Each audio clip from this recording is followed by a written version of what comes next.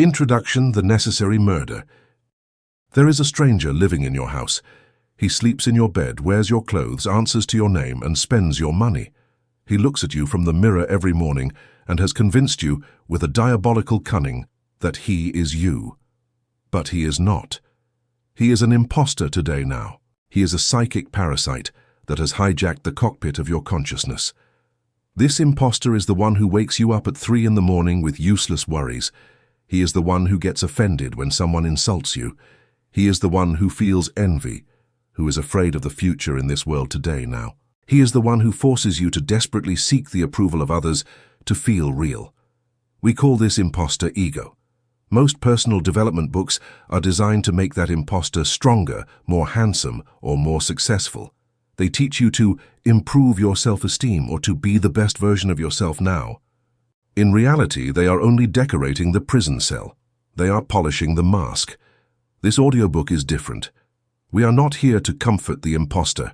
We have come to kill him. Welcome to the death of the ego. This is not a construction manual. It is a demolition manual today now. To find the true self, that immutable, powerful, and serene presence that dwells in the depths of your chest, we must first remove the debris of the false personality that you have built over years. We must dismantle the story you tell yourself about who you are. We must burn your labels and your pride now. I warn you, the ego is a very sophisticated biological and social defense mechanism. It will not let itself die without a fight. As you listen to these chapters, you will feel resistance. Your mind will tell you, this is madness. This is dangerous. If I stop being me, what is left in your life today now? That fear is not you.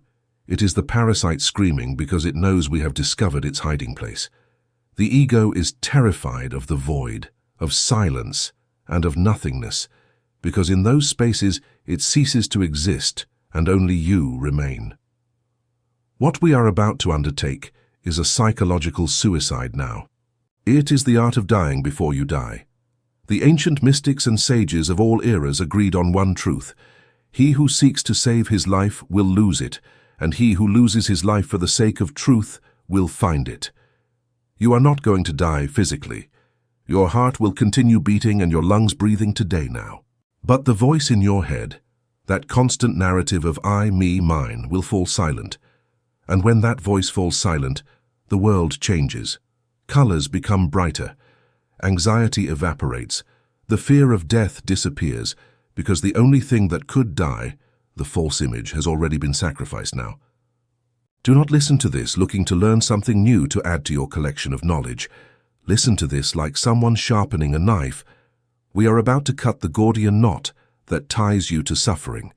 Prepare for the funeral of who you thought you were, and prepare for the birth of who you really are today now. Chapter 1: The Imposter, the Anatomy of the Mask. You spend your life polishing a mask, painting it in colors, ensuring it smiles at the right angle and that others applaud it. But a day comes, usually in the silence of a sleepless night, when you take off the mask and realize it has stuck to your skin.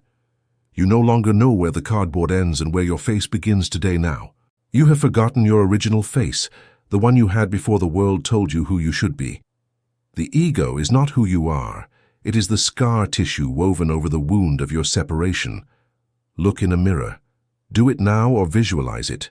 You see eyes, a nose, a mouth. You see the history of time on your skin in this world right now. Your mind immediately says, that is me. And there, in that fraction of a second, you commit the fundamental error that is the root of all your suffering. That is not you. That is your biological shell. And the voice that said, that is me, is not you either. That voice is the program. Reclaim your true essence today. The ego is not, as popular culture believes, simply being arrogant or conceited. The ego is not an excess of confidence. The ego is the identification with form. It is the unquestionable belief that you are your body, your name, your history, your traumas, your profession, and your thoughts. It is a case of cosmic amnesia now. You are the infinite ocean that has convinced itself it is a single drop enclosed in a bottle, living terrified that the bottle will break. In this first chapter, we are going to perform a vivisection of the imposter. We are going to separate you, consciousness, from him, the character, to find the truth of your being today now. Because you cannot kill an enemy that you believe is yourself. First, you must see it as an external object. By creating this distance, you begin to dismantle the invisible chains of the personality that has held your true spirit captive, allowing the light of awareness to reveal the artificial nature of your mental prison now. By the genesis of the parasite, the trauma of separation, no one is born with an ego. Observe a newborn baby. Look into its eyes. There is no one there, and at the same time, everything is there. The baby does not know it is a separate entity from its mother or the crib. It lives in a state of oceanic unity. If it is hungry, it cries. If it is happy, it laughs. There is no filter now. There is no judgment. There is no me versus the world. But then the necessary trauma occurs, the development of language and social identity. Around the age of 2 or 3, the child learns a magic and cursed word, mine. This is my toy. This is my mom. He begins to draw borders. He begins to understand he is separate now. He understands that he is one thing and the world is another. Parents and society reinforce this. You are John. You are a good boy. You are smart. You are clumsy. The child begins to build a mental image of himself based on what they tell him and how the environment reacts to him. To survive in the clan, he needs armor today. He needs a role. If being the funny one gets him love, he identifies with humor. If being the sick one gets him attention, he identifies with illness. If being the rebel gives him power, he identifies with conflict. Layer by layer, brick by brick, the child builds a psychological structure to protect his vulnerability now. That structure is the ego. Originally, it was a useful survival mechanism, like a diving suit to go down into the depths of matter. The problem is that the child grew up, but never took off the diving suit. Now he sleeps in it, showers in it, and tries to love in it. The suit has rusted, weighs tons, and suffocates him right now. But he is so afraid of nakedness that he prefers to die suffocated inside the iron than to feel the air on his skin. This heavy burden prevents any real connection with the present moment, as the individual becomes more concerned with maintaining the integrity of the rusty armor than with experiencing the vibrant reality of life now. 2. The voice in the head, the compulsive narrator. The clearest symptom of ego infection is compulsive thinking. Try to stop thinking for 60 seconds. Take the test. You can't. A voice starts to narrate, "This is nonsense. How much time is left? I have to buy milk. Yesterday I should have said that to my boss." That voice is the ego. It is the narrator in your head now. The ego cannot stand silence, the present, because in silence it disappears. To stay alive, it needs to generate constant noise. It needs to chew the past, memories, grudges, nostalgias, or project the future, worries, plans, fantasies. The ego is a time traveler. It is never here and now. It seeks to escape the truth today. Realize the madness of this. You have a radio announcer living in your skull who never shuts up, who judges everything you see, and who, most of the time, insults you or scares you. If you saw someone on the street talking out loud to themselves, insulting and threatening themselves, you would say they are crazy in this world now. But you do the same, only in silence. The great revelation of awakening is this: you are not the voice, you are the one who hears the voice. In that small separation, in that gap between the thinker and the observer, lies your freedom. If you can observe a thought, then you are not the thought, you are the space now. You are the screen where the movie is projected. The ego is the movie. By recognizing yourself as the silent witness of the mental chatter, you break the hypnotic spell of the narrative, reclaiming your power to choose which thoughts to engage with and which to let pass like clouds across the vast sky of your awareness today. Thirst identification with content, my things, my story. The ego seeks solidity. Since it is a ghost entity, it only exists as thought, it needs to grab onto solid things to feel real. It grabs onto possessions. This is my car. If they scratch your car, it hurts you physically. Why? Because the ego has extended its identity to the metal. The car is no longer an object today now. It is part of your me. It grabs onto roles. I am a mother. I am a CEO. I am the husband of. What happens when the children leave or you are fired? The ego enters a death panic. Who am I now? An existential crisis occurs. It grabs onto beliefs. I am left-wing. I am Catholic. I am vegan in your life now.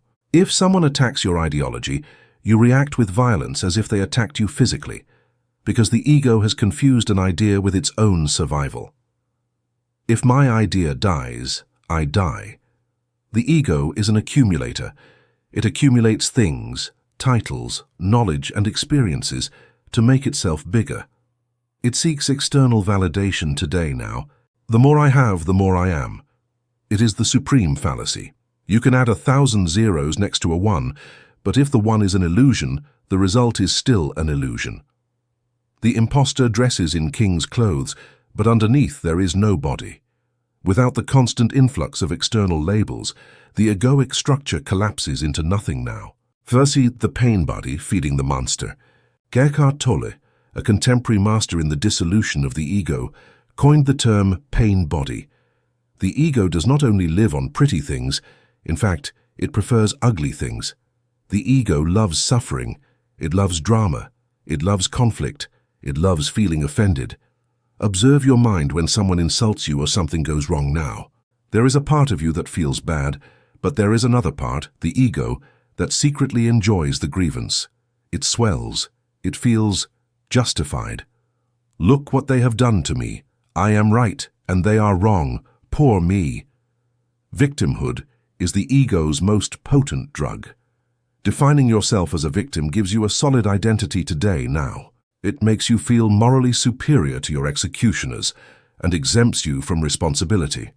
For many people, healing from their traumas would be the death of their ego, and so, unconsciously, they refuse to heal. They cling to their old story of pain like a treasure, because without that story, they wouldn't know who they are now. If I stop being the divorced and embittered woman, who am I? The ego prefers to be unhappy and someone than to be happy and no one. It will sabotage any attempt at peace if that peace threatens its existence, choosing the familiar misery of its tragic narrative over the liberating uncertainty of a life without labels today. The need to be right. Intellectual violence. The main defense mechanism of the imposter is being right. Being right equals survival. Being wrong equals death. Observe any political or couple argument. It is rarely about seeking the truth. It is about seeing which ego dominates the other. The ego feeds on opposition. It needs enemies. It needs an other to define its me now. It defines its borders through conflict. I am not you. That is why world peace is impossible as long as egoic consciousness dominates. The ego needs war, cold or hot, to keep its limits well defined. At the moment you accept that you could be wrong, or simply stop fighting to impose your vision, the ego deflates right now today.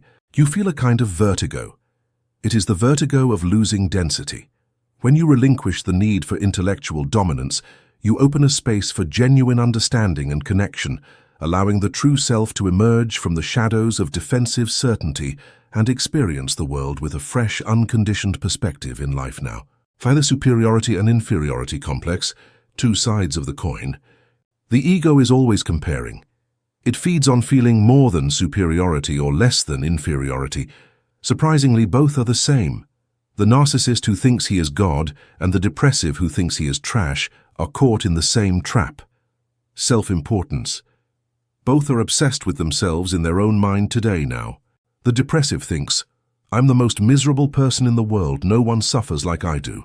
That is a gigantic, negative ego. He thinks he is special in his pain. The narcissist thinks, I am the best, everyone must look at me. The ego cannot stand being equal. It cannot stand being ordinary, it seeks to stand out now. The death of the ego implies accepting ordinariness, being simply life, neither more nor less than anyone. A flower does not feel superior to another, it simply is. By embracing your fundamental equality with all of existence, you dissolve the walls of comparison that breed envy and pride, finding a quiet joy in just being now. 7. The search for the future, the false promise. The ego's motto is, someday, when I have that money, I will be happy. When I find a partner, I will be complete. When I am enlightened, I will be at peace. The ego keeps you running on a static treadmill, chasing a carrot that hangs from your own forehead. You can never arrive because the ego feeds on the search today now.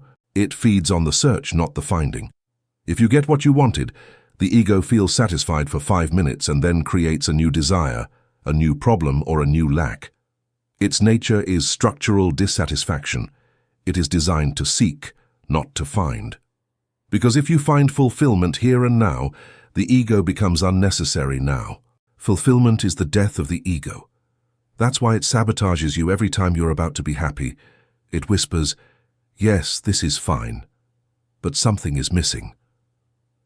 By constantly dangling a hypothetical future before your eyes, it prevents you from ever tasting the abundance that is only available in the eternal present moment now. Safety, the avatar in the video game. Imagine an extremely advanced virtual reality video game. You put on the goggles and the haptic suit. You enter the game. You choose a character, a warrior named Kratos. The game is so realistic that, after a few hours, you forget you're in your living room. You forget you are the player. You think you are Kratos now. When a monster hits Kratos, you feel real fear. When Kratos wins coins, you feel real greed. You are totally hypnotized by the screen. The ego is Kratos. You, consciousness, are the player. The death of the ego does not mean destroying the character. You need the character to interact in the world of the game in your life today now.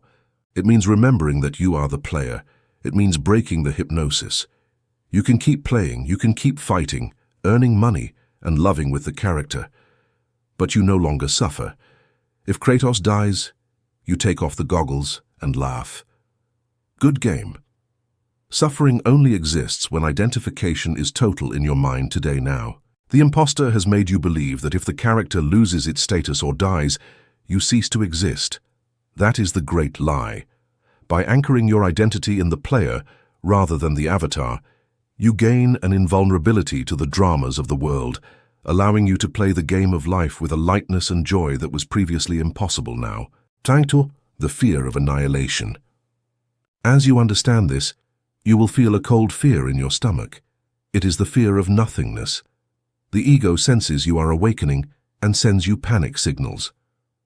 If I stop worrying, everything will collapse. If I stop controlling everything, I will die. If I stop being me, I will become a vegetable.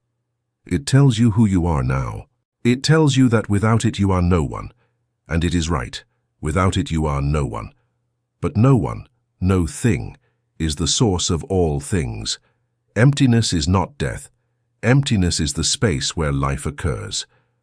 When you start to question the imposter, you start to feel the ground move under your feet. It is a necessary shift today now. The things that mattered to you before, fame, being right, gossip, begin to seem ridiculous to you, children's toys. You feel strange. You feel alone. Your friends, who related to your ego, tell you, "You have changed. You are no longer the same." And you answer, "Exactly, I am no longer the same. In fact, I am ceasing to be now." The first step: observation, metacognition. How do we start to kill the imposter? Not by fighting against him. If you fight against the ego, it is the ego fighting against the ego. It is a trap. The ego loves to fight. It grows stronger in battle. Look how spiritual I am. I am fighting my ego. That is more ego. The ego dissolves with the light of consciousness right now. Simply observe it. Catch it in the act. When you feel a pang of envy, stop and say, "Aha, there is the imposter feeling envy. I see it." Do not judge yourself. Judging is of the ego. Just look. By looking at it, you separate from it. You create a distance. The ego is like a vampire. It cannot stand the sunlight of direct observation now. It can only operate in the darkness of unconsciousness. When you illuminate it with your full attention, it weakens. It becomes transparent. You realize it is just a mechanism, an old and rusty robot that repeats recorded phrases. And you start to laugh. Laughter is the sound of freedom. The imposter has lost control today now. Chapter 2, The Struck Tower, Collapse as a Blessing. You built a fortress to protect yourself from life. You raised walls of certainties, towers of pride, and moats of financial and emotional security.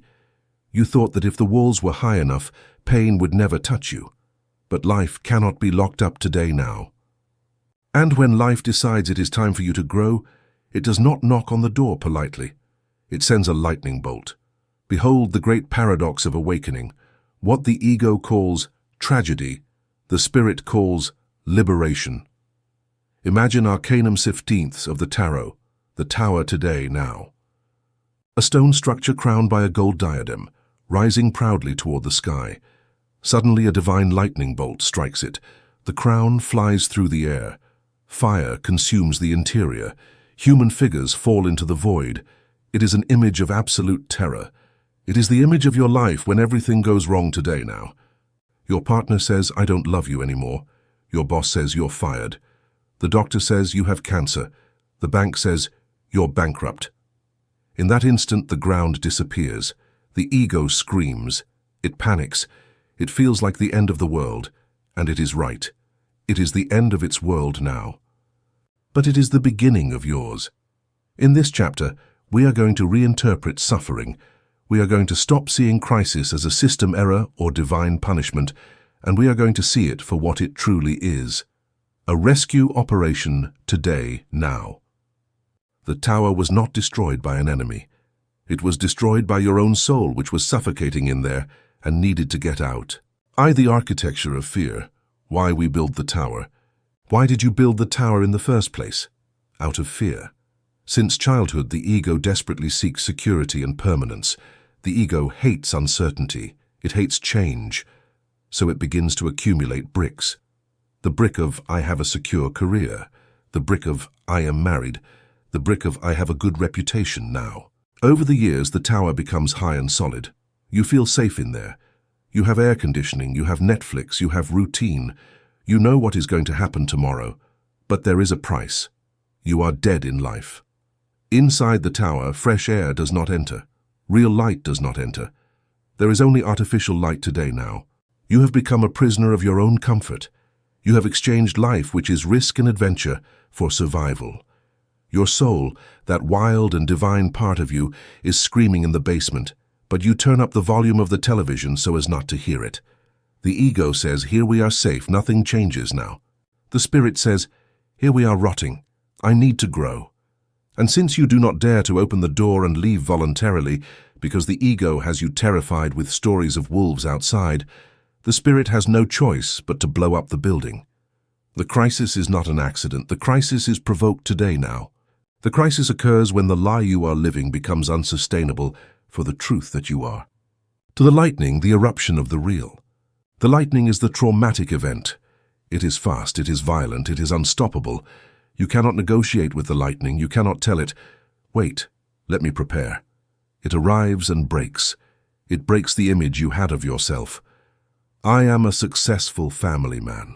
Lightning, divorce, dismissal. Now I am a man alone and broke today now. The label burns. The ego is left naked, and that nakedness hurts like acid. The pain you feel is not from the loss of the thing itself, the job or the partner, but from the loss of identity. The ego had merged with the structure. As the structure breaks, the ego feels that it is dying today now. I'm dying, it screams. But you, the observer, are not dying. You are there watching the fire intact. Only the clothes you were wearing are burning, but because you believed that you were the clothes, you suffer. This is the brutal secret. Only what is not real can be broken now. What is true, your essence, your consciousness, is indestructible. Fire does not burn it, water does not wet it. If something has broken, it is because it was an illusion. The crisis is the filter. It burns the straw and leaves the gold. You should give thanks to the lightning because it has shown you what was false in your life today now. 3. Resistance, the origin of hell. Pain is inevitable. It is biological.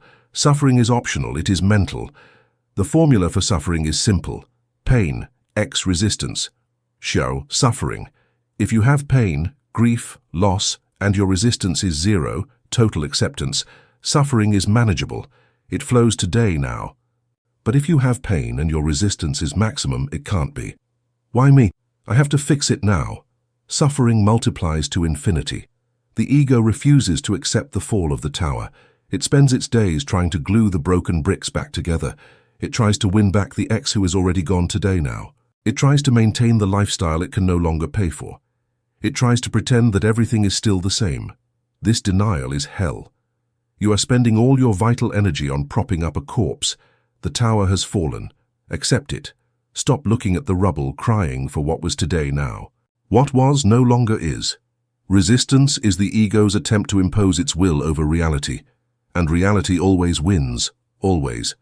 Fighting against reality is the definition of madness. It shouldn't have happened, but it happened. It is unfair, but it happened right now. The death of the ego begins with unconditional surrender before the facts. The tower has fallen. I am out in the open. It is cold. I am afraid. And this is what there is now.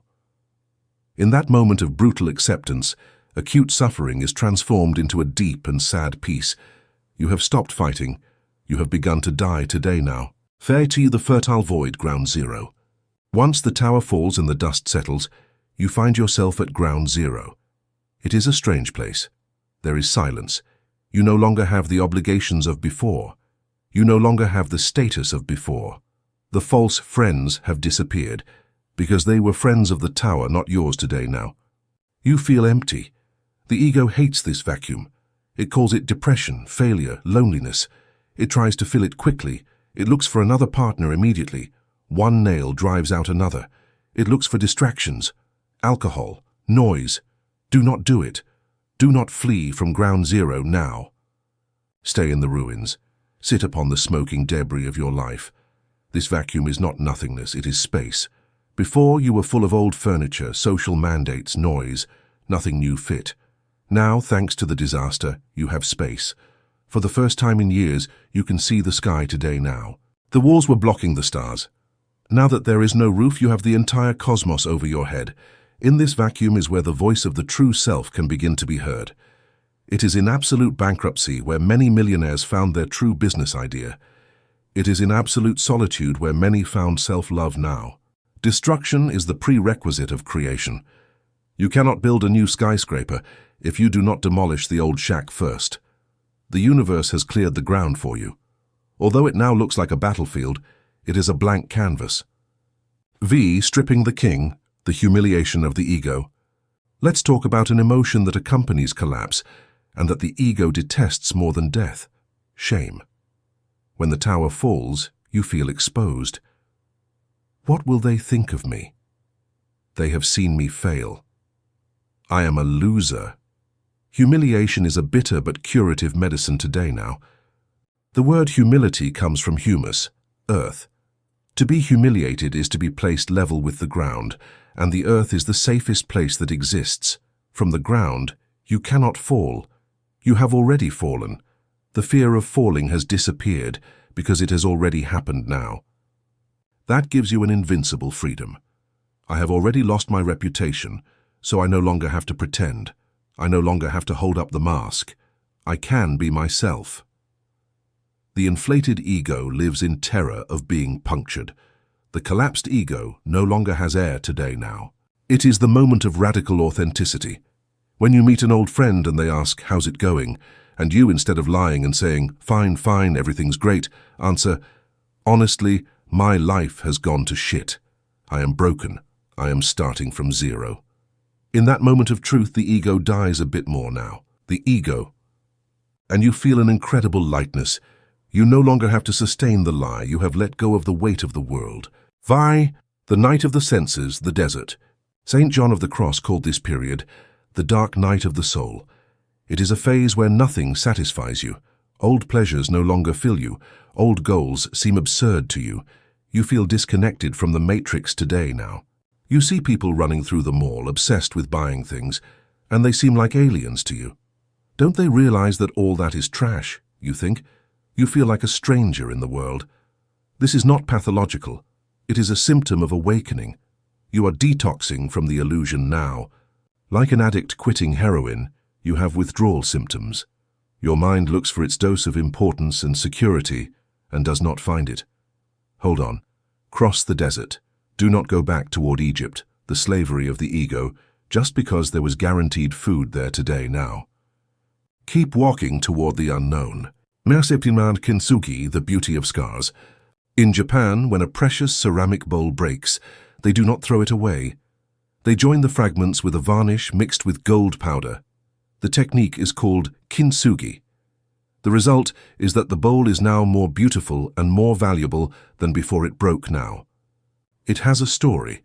It has veins of gold that celebrate its wounds. You are that bowl. The struck tower has broken you into pieces. Now, the death of the ego is the process of joining those pieces, not with cheap glue, denial, but with gold, consciousness today now. The person who emerges after the collapse is deeper. They have a different look. You have seen people like that. They have eyes that look like ancient wells. They are people who have suffered and have integrated that suffering. They no longer judge as much. They are more compassionate now. They are stronger, not with the rigid strength of stone, but with the flexible strength of water. They are unbreakable because they already broke and rebuilt themselves. The ego wants to be perfect, the intact bowl. The self knows that perfection is in the healed wound today now. Third, the gift of the lightning, retrospective gratitude. If you speak with people who have gone through a true death of the ego and have come out the other side, almost all will tell you the same thing. That cancer was the best thing that happened to me. That divorce saved my life. That bankruptcy made me truly rich now. At the moment, it seemed like a curse. In retrospect, it was a blessing disguised as dynamite. If the tower had not fallen, you would still be a prisoner in mediocrity. You would still be living a false life, pleasing people you don't care about, pursuing goals that are not yours today now. The lightning set you free. It forced you to let go of what you did not dare to let go of. Life loves you so much that it will not allow you to waste it on a lie, even if it has to break your legs to make you stop. Tied to instructions for the shipwreck. If you are listening to this and you are in the middle of collapse right now, here is your survival manual. 1. Do not build yet. Do not try to fix your life immediately. You're in a state of shock. Any decision you make from fear will be an error. Just breathe.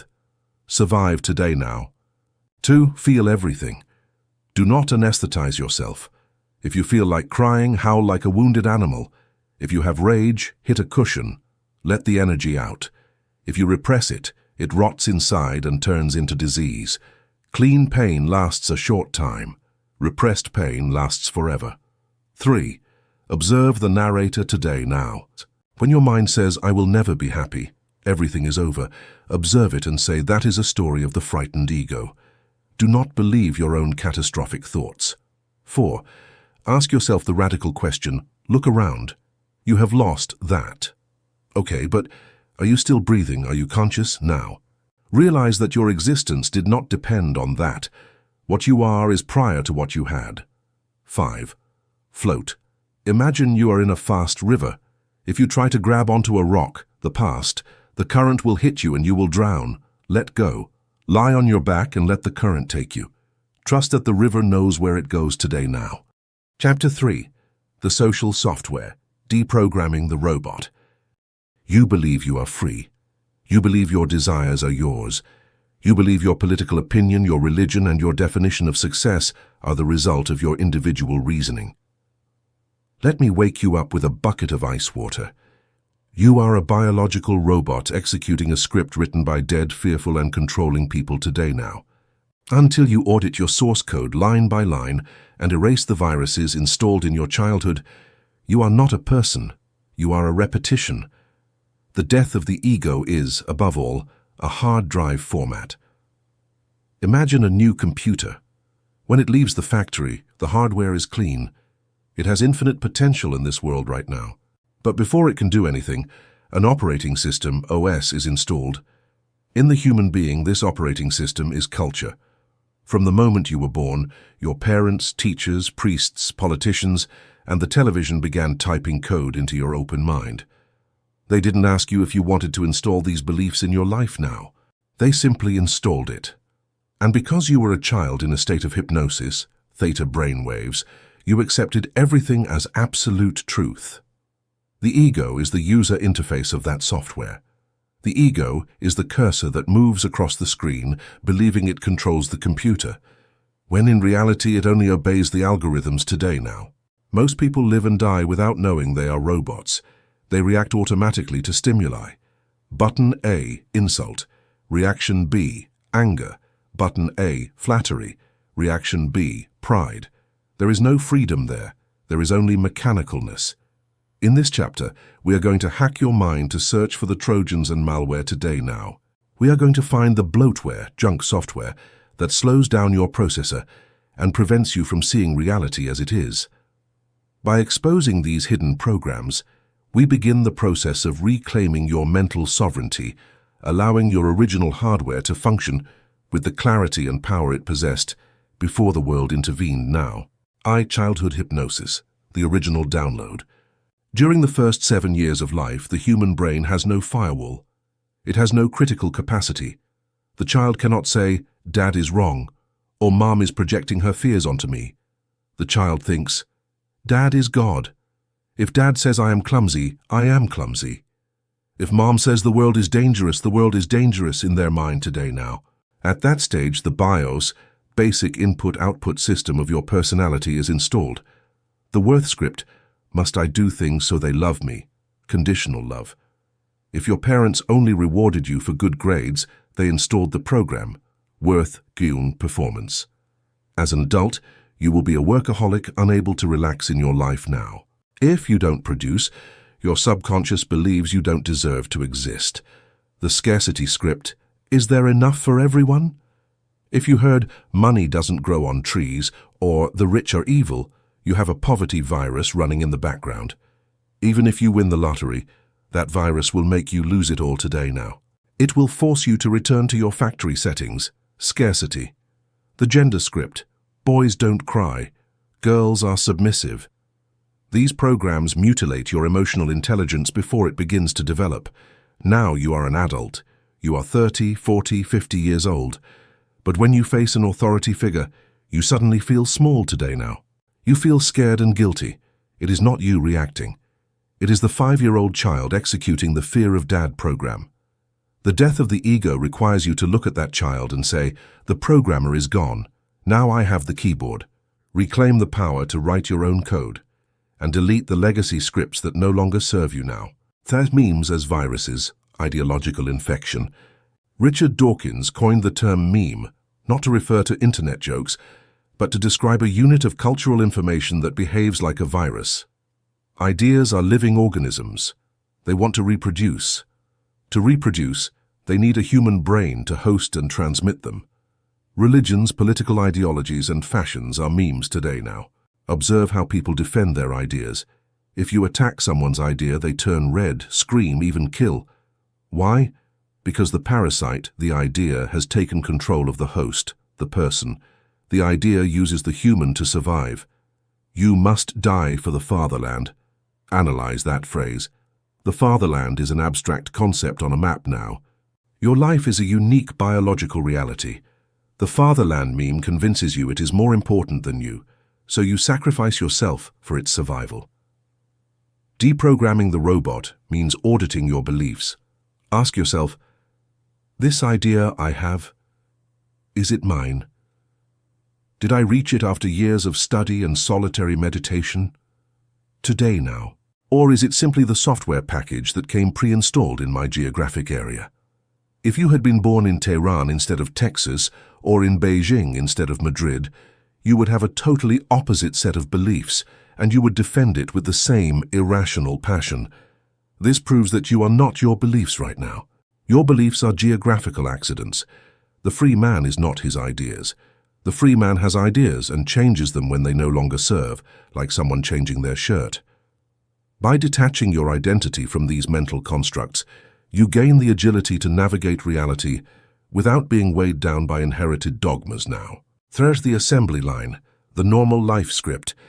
There is a master script that society tries to execute in every human unit. It is the path of least resistance, the path of the good citizen. Go to school, learn to obey schedules, go to university, get into debt, get a job, sell your time for money, get married, emotional mortgage, buy a house, financial mortgage, now. Have children, replicate the software in new hardware, consume entertainment to anesthetize the void. Retire when you no longer have energy. Die. This script is not designed for your happiness. It is designed for the stability of the economic and social system. The ego feels very secure following the script in the world today now. Look, I'm doing what everyone else does. I'm normal. The death of the ego implies stepping out of the line. It implies looking at the script and saying, this is a pyramid scheme. At the moment you throw the script in the trash, you feel a terrifying vertigo. There is no longer a map. Society will look at you with horror now. They will say, you are irresponsible. What are you going to do with your future? You are crazy. Translated, they are saying, your freedom offends us because it reminds us of our slavery. Get back in line. Do not go back. The line leads to the slaughterhouse of the spirit.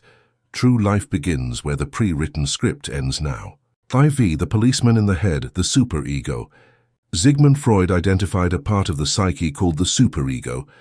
It is the internalization of authority. When you are a child, the police are outside. Your parents watch you. When you grow up, the police move inside. You no longer need anyone to watch you to feel guilty. You watch yourself in your mind today now. The superego is the implacable judge living in your mental attic. You shouldn't have eaten that. You should work more. You're a bad mother. How shameful. That voice is not you. That voice is social control software executing in a loop. Guilt is the most efficient control mechanism ever invented. It is an invisible whip now. Spiritual awakening is, to a large extent, telling the policeman to shut up, realizing that morality, changing social rules, is not the same as ethics, your innate internal compass. You can be deeply ethical and violate all the moral norms of your society. Jesus violated the norms. Socrates violated the norms today now. Killing the ego is killing the internal judge. It is giving yourself permission to be bad according to the robot standards, so you can be good according to the soul standards. By dismantling this internal tribunal, you free your energy from the constant drain of self-judgment, allowing you to act with authenticity and grace now. V, language as a prison, the semantic trap. The software is encoded in a language, words. Ludwig Wittgenstein said, "The limits of my language are the limits of my world." We do not see reality, we see our linguistic labels for reality. You look at a tree and say, tree, and you believe you already know it. By labeling it, you stop looking at it in your life right now. You no longer see the biological mystery, the texture, the light. You see the label tree.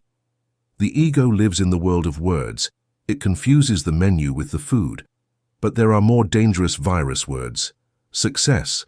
What does it mean? Social software defines it as money plus fame plus power. If you don't have that, it's failure now. What if success were peace of mind plus free time?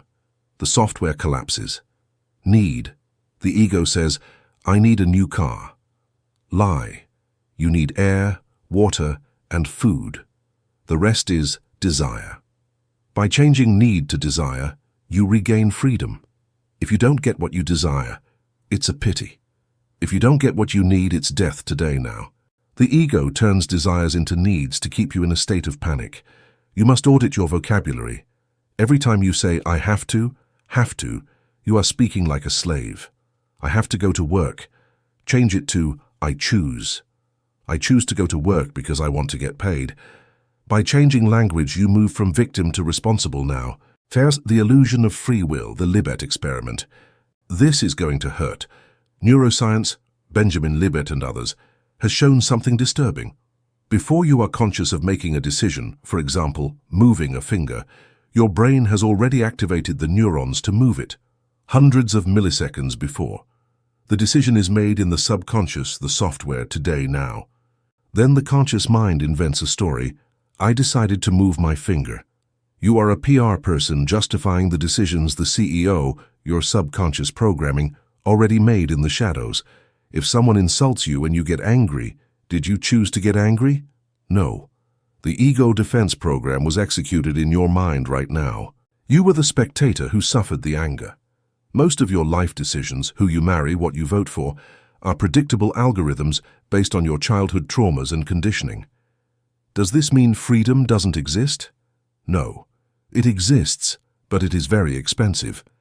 Freedom only exists in the conscious interval today now. Between stimulus and response, there is a microsecond. If you are asleep, identified with the ego, The stimulus fires the automatic response. You are a robot. If you are awake, observer, the stimulus arrives. You see it, and you choose not to execute the usual program. Someone insults you. You feel the anger program now. But you don't hit enter. You breathe, you smile, and you don't react. There, in that silence, you have broken the chain of cause and effect. There you have become human. Everything else is machinery. By inhabiting this gap, you step out of the deterministic cycle of your programming and enter the realm of true sovereignty now. Seratote comparison, the systems engine.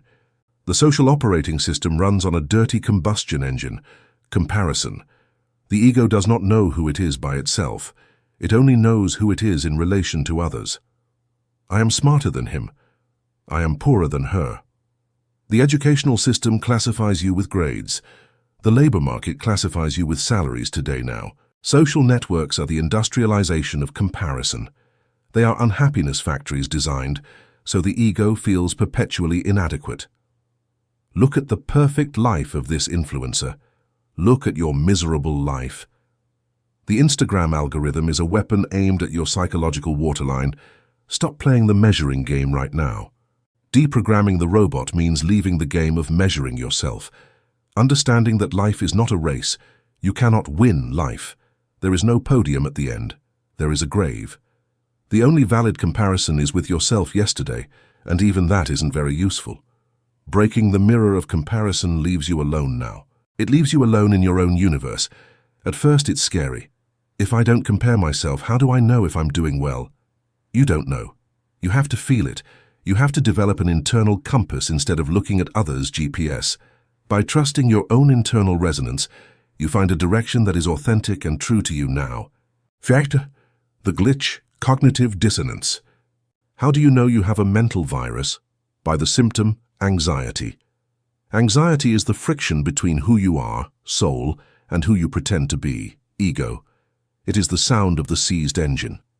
If you feel a chronic void, if you feel that something is wrong, even if everything is fine according to the script, congrats now. It is the glitch. It is the sign that the software is incompatible with the hardware. Your soul is infinite, creative, and loving. Social software is limited, fearful, and competitive. They cannot coexist without pain. Many try to medicate the symptom. They take anxiety pills to keep running the faulty program today now. That is like cutting the wire of the car's warning light so you don't see that you lack oil. The car will blow up anyway. Do not medicate the glitch. Listen to it. It is telling you, uninstall the program. Use the discomfort as a catalyst for transformation, recognizing that the pain is a sacred call to return to your truth now. Starts with the formatting ritual, the why drill. We are going to do a practical exercise of mental hacking. It is called the why drill. Take any belief or desire that causes you stress and drill it down until you find the source code. Desire. I want to be a millionaire. Why? To have freedom. Why are you not free now? Because I am afraid of the future in my mind now. Why are you afraid? Because I believe I am not capable of surviving without help. Why do you believe that? Because my father told me I was useless. Bingo. There is the virus. You don't want to be a millionaire for the money. You want to be a millionaire to prove to your father that you are not useless today now. You are dedicating your life to refuting a comment from 30 years ago. You are a slave to a ghost. Upon seeing it, the program loses strength. Wait, am I suffering for this? Consciousness is the antivirus. Once the virus is detected and exposed to the light, you can hit the delete button. Erase it right now today. You can say, that was my father's opinion, not reality. I am capable. I don't need millions to feel secure. I can be secure now. And the obsessive desire dissolves. By tracing your motivations back to their origins, you strip them of their power over you, allowing you to act from a place of genuine intent rather than legacy now. Stockholm Syndrome, defending the cell. The hardest part of deprogramming the robot is that the robot loves its chains. We have Stockholm Syndrome with our culture. You will defend your limitations. You will say, no, but you have to be realistic. That's just how life is. When you say, that's just how life is, you are saying, my programming is like this now. Life is not any way. Life is a neutral canvas. Beware of invisible loyalty. We feel that if we reject our parents' beliefs, we are betraying their love. If my mother suffered, I must suffer to be loyal to her. This is blind and infantile love. Adult love says, Mom, I honor you by being happy in this world today now. I break the chain of pain here and now. Being the black sheep is not a shame. It is a title of nobility. The black sheep is the only one looking for the exit of the pen, while the white ones go happily to the slaughterhouse. By choosing the path of the outcast, you secure your own liberation and clear the path for others now. So conclusion, the blue screen. When you erase the operating system, something terrifying happens. The screen stays blue, the computer turns on, but there are no programs. You don't know what to do. You don't know what to think. You have no opinions. You have no borrowed ambitions. You have no inherited fears. You feel foolish. Empty today now. It is the state of Shoshin, beginner's mind from Zen. It is the state of regained innocence. You have returned to the child's state, but with the adult's consciousness. Now you are dangerous to the system, because a computer without an operating system cannot be controlled by remote control in our world right now. Now it is you who decides what to install. You can install Love 2.0. You can install wild creativity, or you can decide to install nothing and simply enjoy the silent hum of existence. In this state of pure presence, you become an unconditioned force, capable of manifesting reality from the depth of your own being now. Chapter 4. The Abyss, the Terror of the Void. Blaise Pascal once said, "All of man's misfortunes derive from the fact of not being able to sit quietly and alone in a room." He was right, but he fell short. It is not that we are not capable, it is that we are terrified. Because when you sit alone, in absolute silence, without screens, without books, the structure of reality begins today now. The noise ceases and you hear the roar of the abyss, and the ego knows that if it falls into that black hole, it will never come out again. Welcome to the edge of the world. You have reached the point of no return. You have stopped believing in your mask. Your external life has faltered. You have seen that your beliefs are programmed lies now. Now you look inward, and what do you find? Nothing. There is no solid core that you can grasp. There is no small golden eye sitting on a throne. There is only space, a vast, dark, silent, and infinite space. It is the abyss. For the mystic, this abyss is God. It is the source of all life in this world right now today. But for the ego, this abyss is death. The ego is an entity made of things, thoughts, objects, relationships. The abyss is the absence of things. Therefore, for the ego, the abyss is total annihilation. That is why you feel that existential vertigo when you have a Sunday afternoon with nothing to do today now. It is that subtle anxiety that runs down your back. It is the abyss calling you. And you, desperate, run to turn on the television, to call someone, to eat sugar, to masturbate, to work. Anything so as not to have to look darkness in the eyes. You are fleeing from the only place where your true self can finally breathe now. I horror vacui the addiction to noise. Nature abhors a vacuum. Your psyche does too. We live in the era of industrialized distraction. Never in the history of humanity has it been so easy to avoid the abyss. You have a device in your pocket that offers you infinite dopamine, catastrophe news, and stupid debates 24 hours a day in your life right now today. Do you think you are addicted to the mobile because it is fun? No. You are addicted to the mobile because it works as a plug for the hole in your soul. If I take away your mobile, the internet, and books, and lock you in a white room for 3 days, you would go crazy, or you would become enlightened today now. For the ego, both things are the same. The loss of control. Noise is the scaffolding that sustains the ego. While there is noise, internal or external, the ego can say, I am busy, I am processing information, therefore I exist. In silence, that confirmation disappears. You begin to feel that you are fading away now. That panic you feel when being alone is not loneliness, it is disintegration. You are feeling how the edges of your personality dissolve like a sugar cube in hot water. And you fight. You swim against the current. You scream. You seek stimuli. You are fleeing from your own freedom. You are terrified of your own vastness today. Tie the guardian of the threshold, boredom. The first layer of the abyss disguises itself as something banal. boredom. We have been taught that being bored is bad, a waste of time. The ego hates boredom because it is unproductive time. But boredom is, in reality, the guardian of the threshold. It is the strip of desert you must cross to reach the oasis now. When you stop stimulating yourself, first anxiety appears. If you hold on, agonizing boredom appears. The mind begins to itch. It twists. It tells you, do something useful, you useless thing.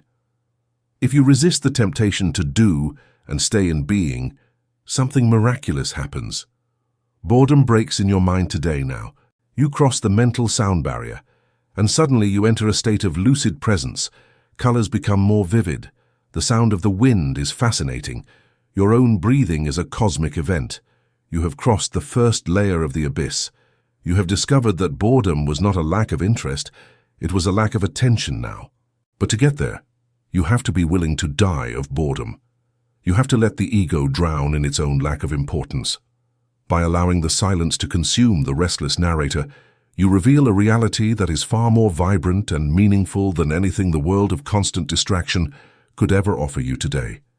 Threats free fall, losing the ground. As you go deeper, you reach real existential fear, groundlessness. All your life you have looked for firm ground, a solid religion, a stable partner, a fixed bank account, a clear ideology.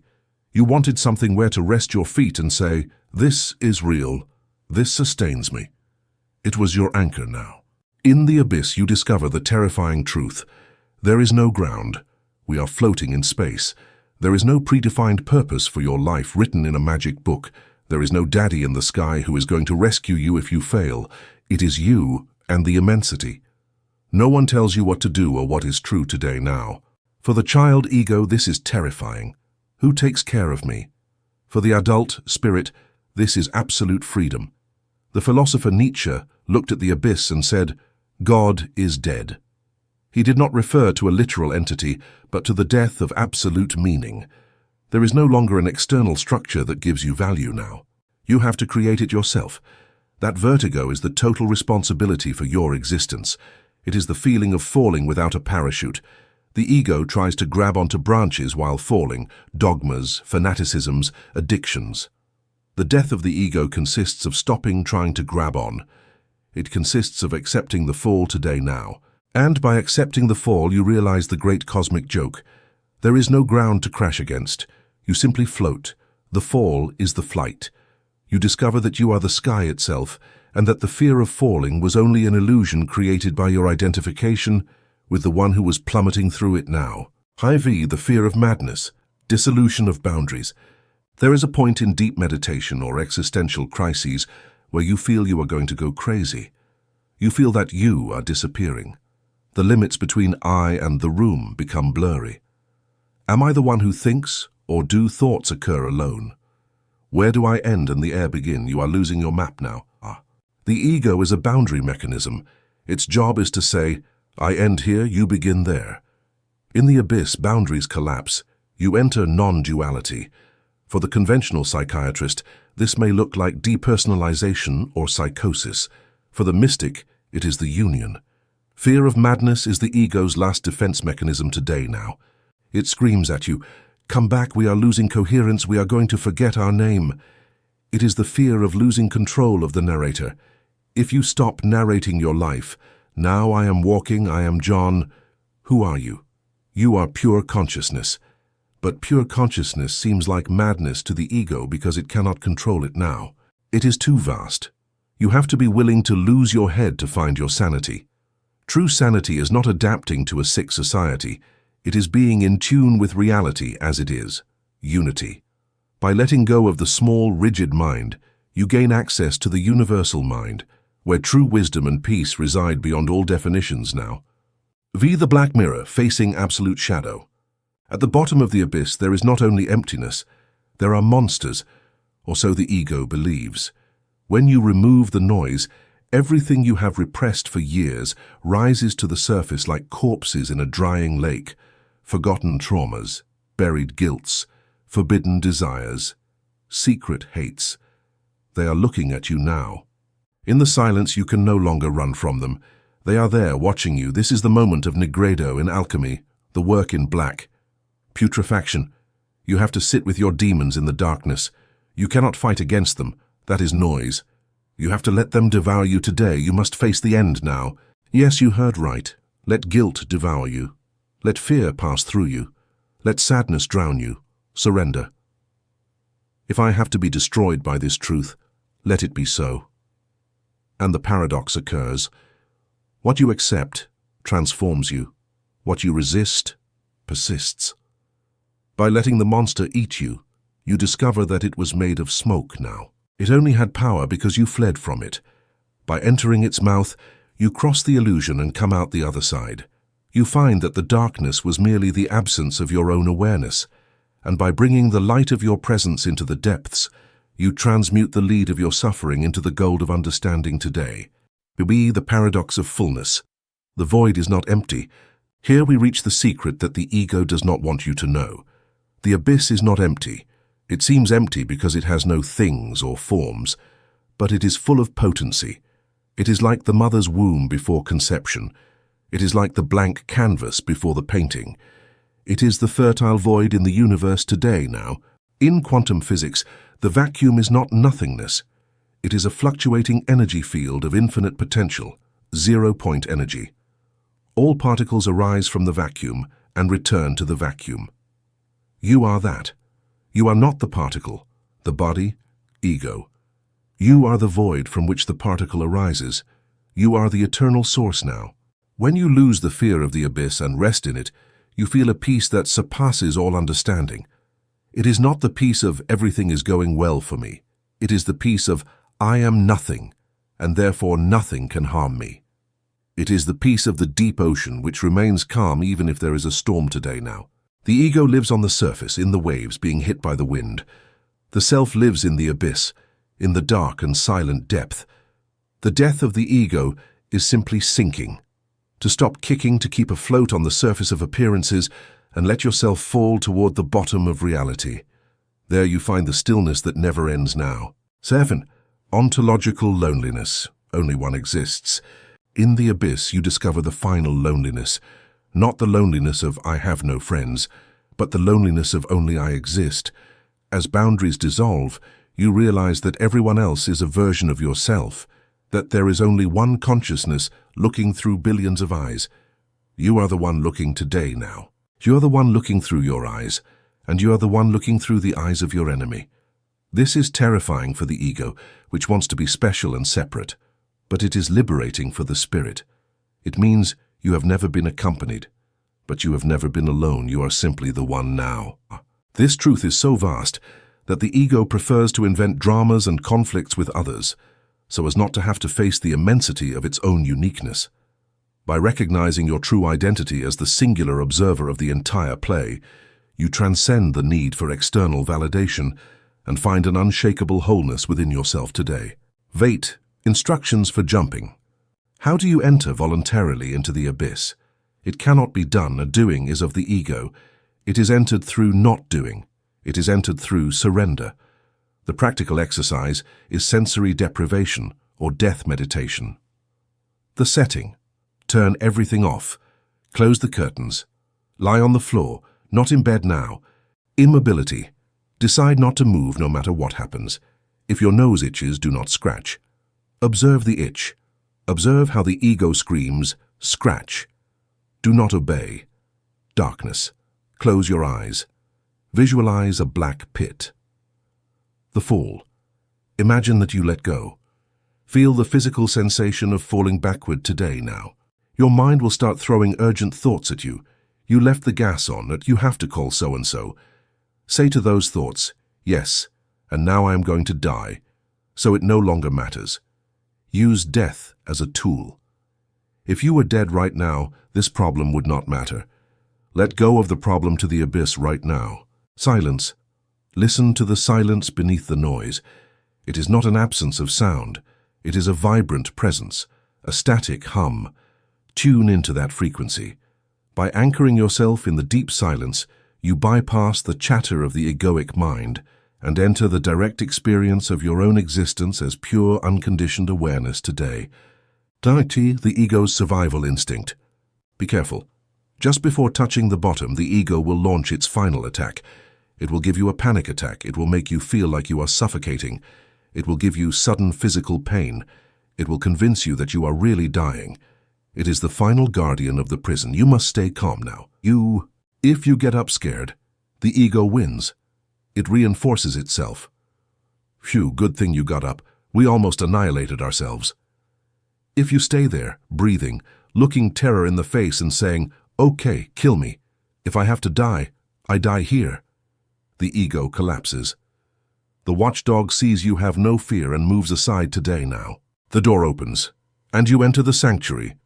This breakthrough is the moment where the artificial self surrenders its authority to the true self, allowing you to inhabit the space of your own divinity without the constant interference of the internal critic or the fearful protector you once believed you were now. Conclusion, floating in nothingness. You have jumped. The wind has stopped whistling in your ears. You open your spiritual eyes. You have not crashed. You are not dead. You are floating in a black, warm, and velvety space. You no longer have a name. You no longer have an age. You no longer have a history. You are pure consciousness aware of itself right now, today. There is no pain. There is no desire. There is no fear. There is only an infinite I am. You have discovered that the abyss was not a devouring monster. The abyss was you. You are the space where the universe occurs. The ego was only a small cloud of dust floating inside you, pretending to be the whole now. Now that the cloud has dissipated, the sky remains. But you cannot stay in the abyss forever. You have a body. You have a life to live. The challenge is not just touching the void, but returning to the world without losing that connection. However, before returning, there is a process of transformation that must occur today. Chapter 5. The Dark Night of the Soul, the Crucible. There is a moment in the process of awakening when the old lights have gone out, but the new dawn has not yet arrived. You find yourself in the gloom. Nothing has flavor. Nothing makes sense. Your old toys no longer amuse you. Your old friends seem like strangers, and your old ambitions seem ridiculous in your life now. You feel abandoned by God and by life. You are not sick. You are not crazy. You are in the crucible. You are in the dark night of the soul, and the only way out is by going through it. St. John of the Cross, the 16th century Spanish mystic, coined this term to describe a phase of absolute spiritual desolation today now. In modern psychology, it is often confused with clinical depression, and although they share symptoms, they are very different beasts. Depression is a fall downward toward paralysis and neurotic hopelessness. The dark night is a fall inward toward deconstruction and the fertile void. You have jumped into the abyss, chapter 4 now. You have survived the impact. Now you stand up and look around. You are in a desert. There is no water. There is no map. There are no signs. The ego, which was accustomed to constant stimulation, to drama, and to the search for prizes, enters a state of starvation. It feels itself dying in this world today now, and in fact it is dying. But it is a slow death. It is a death by suffocation and boredom. This chapter is your survival guide for the spiritual winter. It is to tell you that that feeling of being lost is not a mistake. It is the unequivocal sign that the transformation process has truly begun in your soul now. The biology of metamorphosis, caterpillar soup. To understand what is happening to you, let's look at nature. When a caterpillar makes its cocoon, it doesn't magically grow wings, and that's it. What happens inside the cocoon is a biological horror movie. The caterpillar dissolves, literally. It releases enzymes that digest its own body until it becomes a formless biological soup now. It is no longer a caterpillar, but it is not yet a butterfly. It is vital mud. If you could interview the caterpillar at that moment, it would tell you, "I am dying. Everything that I was has disappeared. I am a viscous mass without a purpose." That is the dark night. You are the caterpillar in the cocoon today now. Your old identity, the ego, is liquefying. Your structures, beliefs, desires, roles are melting. You feel soft, vulnerable, without form. You don't know who you are. If someone asks you, "What do you want to do with your life?" you go blank. You don't know and you don't care. This not knowing is terrifying to the rational mind now. It is a necessary breeding ground for the imaginal cells, the butterfly's cells to assemble. If you open the cocoon prematurely to save the caterpillar, you kill the butterfly. You have to let yourself cook in your own juice. The pressure, darkness, and isolation of the cocoon are not a punishment. They are the incubator today now. Search withdrawal syndrome, the ego as a junkie. The ego is an addict. Its drug is external validation. It feeds on likes, on how smart you are, on look how much money I made, on I am right. The dark night is the detox clinic. The universe cuts off your supply. Suddenly, your old tricks no longer work. You must face the silence of the void in your soul now. Before, if you felt sad, you went shopping and felt better. Now you go shopping and feel a nauseating emptiness among the new clothes. Before, if you felt alone, you called an ex and had sex. Now you do it, and you feel more alone and dirty than before. Before, your job gave you meaning. Now it seems like an absurd slavery today now. Nothing fills the gap. It is the ego's withdrawal syndrome. The ego kicks, screams, cries, and causes you anxiety. Give me my drug. Give me something that makes me feel important. But you, the higher self, keep the door closed. No, no more drugs. We are going to be clean. This phase is characterized by anhedonia now. Anhedonia is the inability to feel pleasure. Food tastes like nothing. Music bothers you. Sex is mechanical. It is necessary. Your dopamine receptors are resetting. You have lived overstimulated by falsehood for so long that you need a period of sensory fasting to be able to feel the truth again in your life today now. Do not be frightened by your lack of enthusiasm. It is the brain healing itself from the addiction to illusion. As the neural pathways of your old self wither away, you make space for a deeper, more authentic resonance to emerge, allowing you to eventually experience a joy that does not depend on external triggers or egoic highs now. Third, to the desert between two lands. In the myth of the Exodus, the Hebrews leave Egypt, the slavery of the ego, but they do not immediately enter the promised land, enlightenment. They spend 40 years in the desert. Why? Because although they had physically left Egypt, Egypt was still inside them. They had a slave mentality. They worshipped golden idols now. They complained. If they had entered the promised land with that mentality, they would have turned it into another Egypt. They needed the desert to purge themselves. They needed the old generation to die so that the new one could be born. You are in the desert. You have left behind your old life, but the new life has not appeared today now. You are in no man's land. It is an arid place, dry, solitary. You look back and think, in Egypt at least we ate onions and had a roof. Here there is only sand. This is the great temptation, regression. The ego tells you, let's go back to being ignorant. Let's go back to sleep.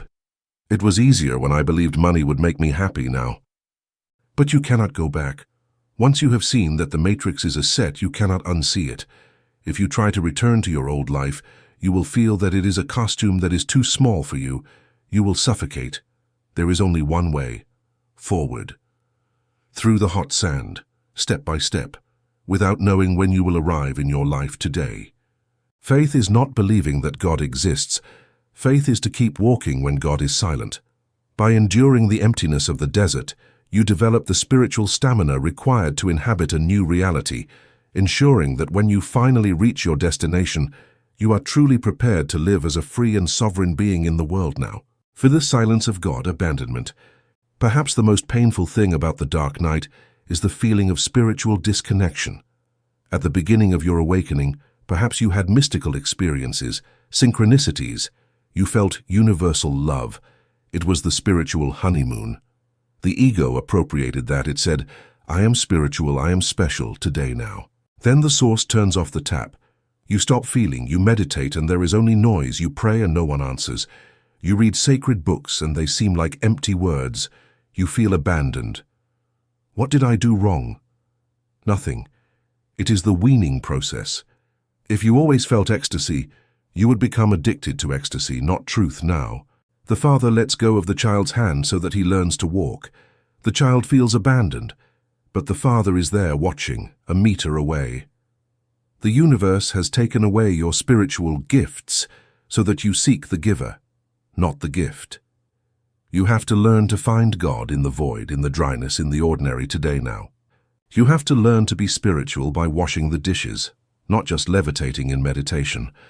The silence of God is the invitation for you to find your own divine voice. In the absence of external signs, you are forced to anchor yourself in the absolute stillness of your own being, discovering that the sacred is not a feeling, but a fact now. Clinical depression versus dark night, the diagnosis. It is crucial to distinguish this. If you have suicidal thoughts, cannot get out of bed, or have severe chemical imbalances, seek professional help. That can be clinical depression and requires treatment. The dark night has different nuances. Functionality.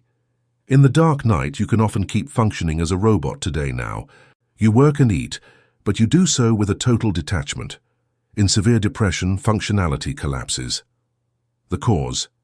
Depression is usually linked to something went wrong, and the focus is, I am bad. The dark night often occurs when everything is fine externally, but internally you feel that nothing makes sense right now. The focus is, who am I, what is reality? The pain. The pain of depression is heavy, stagnant. The pain of the dark night is piercing, like a growing pain. You feel that something is dying so that something can be born. There is an intuition of purpose at the bottom of the suffering. The ego is the key difference now. In depression, the ego is usually very active, attacking itself.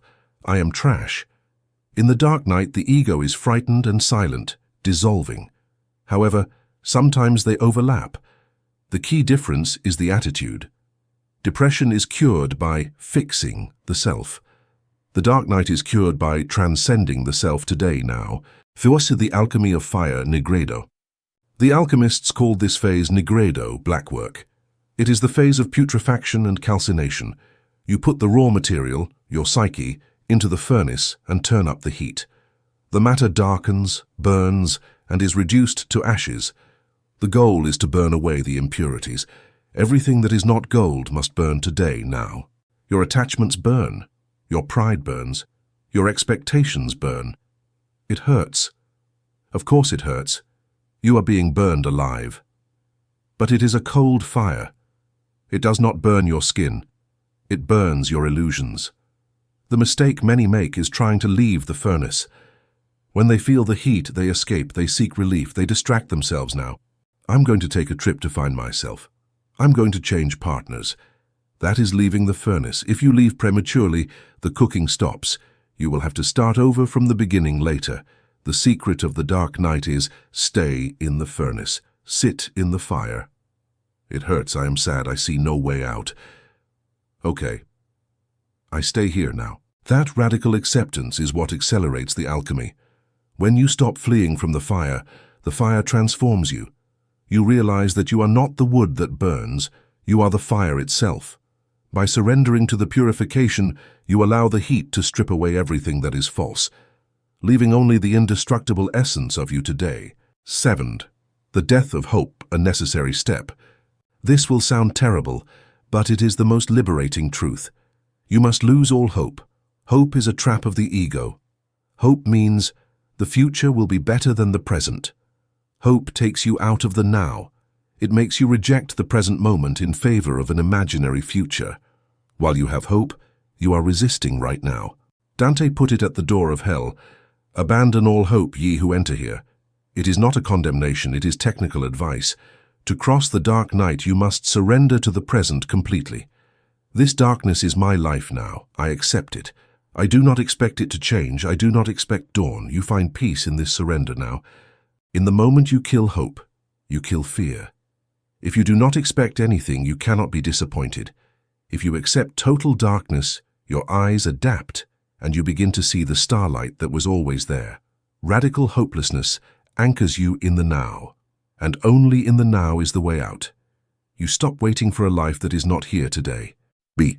The solitude of the initiate. During this process, you will feel incredibly alone. Even if you are surrounded by people, no one understands you. If you try to explain it, they will tell you, cheer up, go to the gym, go party.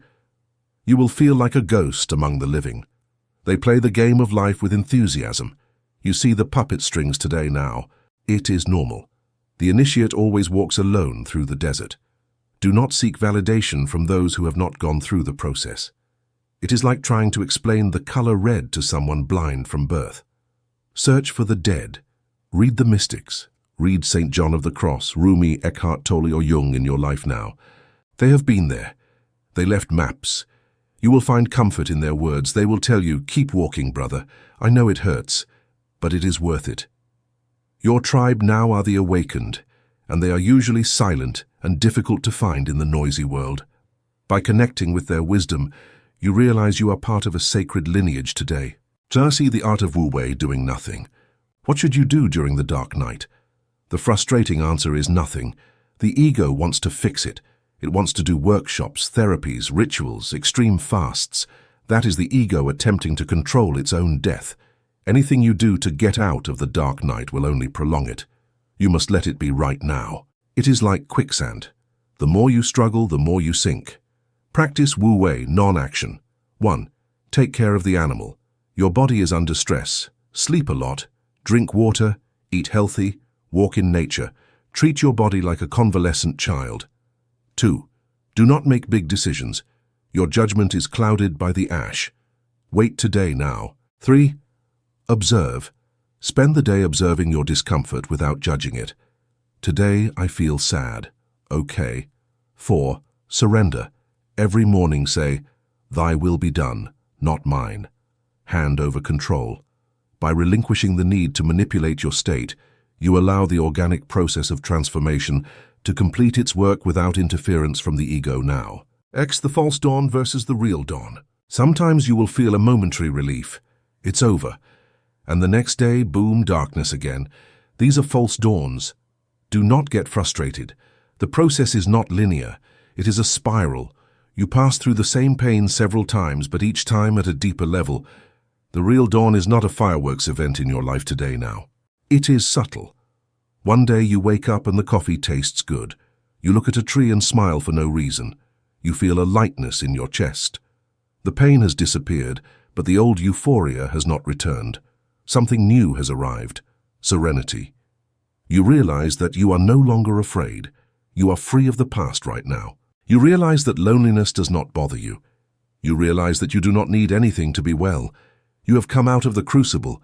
You are no longer the caterpillar. You are no longer the soup. You are the butterfly. But beware.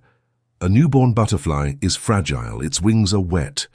Do not try to fly too high yet in your life today. You have just been born. You have to learn to be this new being. Allow yourself the time to dry your wings in the sun of your new consciousness, moving with the gentleness and poise of one who has died to the world and been reborn into the eternal presence of the Spirit. Your journey into the light has finally begun now. Chapter 6, Stripping the King, the Burning of Labels. Imagine that I kidnap you. I take you to a deserted island where no one knows you.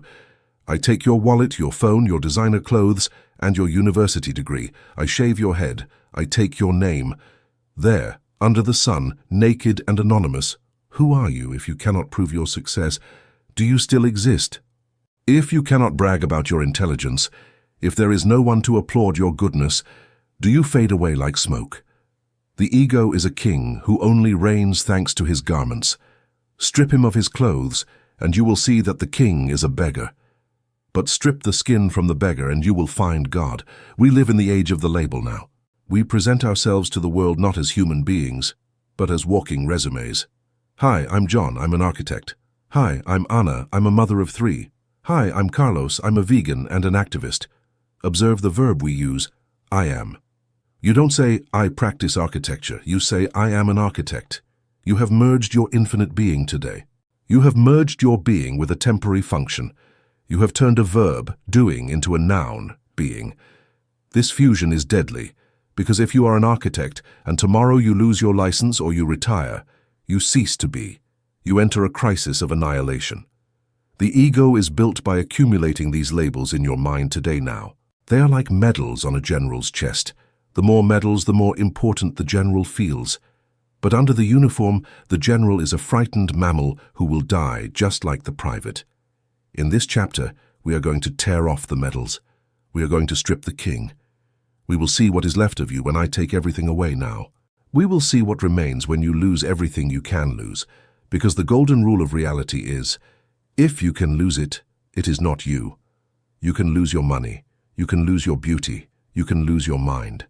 Therefore, you are none of those things. Reclaim your indestructible essence that exists beyond all these temporary forms today. The trap of having disguised as being. The ego systematically confuses having with being. It believes that if it has valuable things, it becomes valuable. It is primitive, magical thinking. The man who buys a $100,000 car is not buying transportation. He is buying a self-esteem prosthesis. He believes that by entering the car, its attributes are transferred to him now. He feels powerful and exclusive, but if the car crashes, his self-esteem crashes. We are going to burn the first label, economic status. If tomorrow your bank account marks 0, would you feel less worthy? Be honest. Would you walk with your head lower? Would you avoid looking your old peers in the eye in the world today now? If the answer is yes, then you do not possess the money possesses you. Your human value does not fluctuate with the stock market, but the ego tells you it does. It tells you you are worth as much as you have. You have to break that blood pact.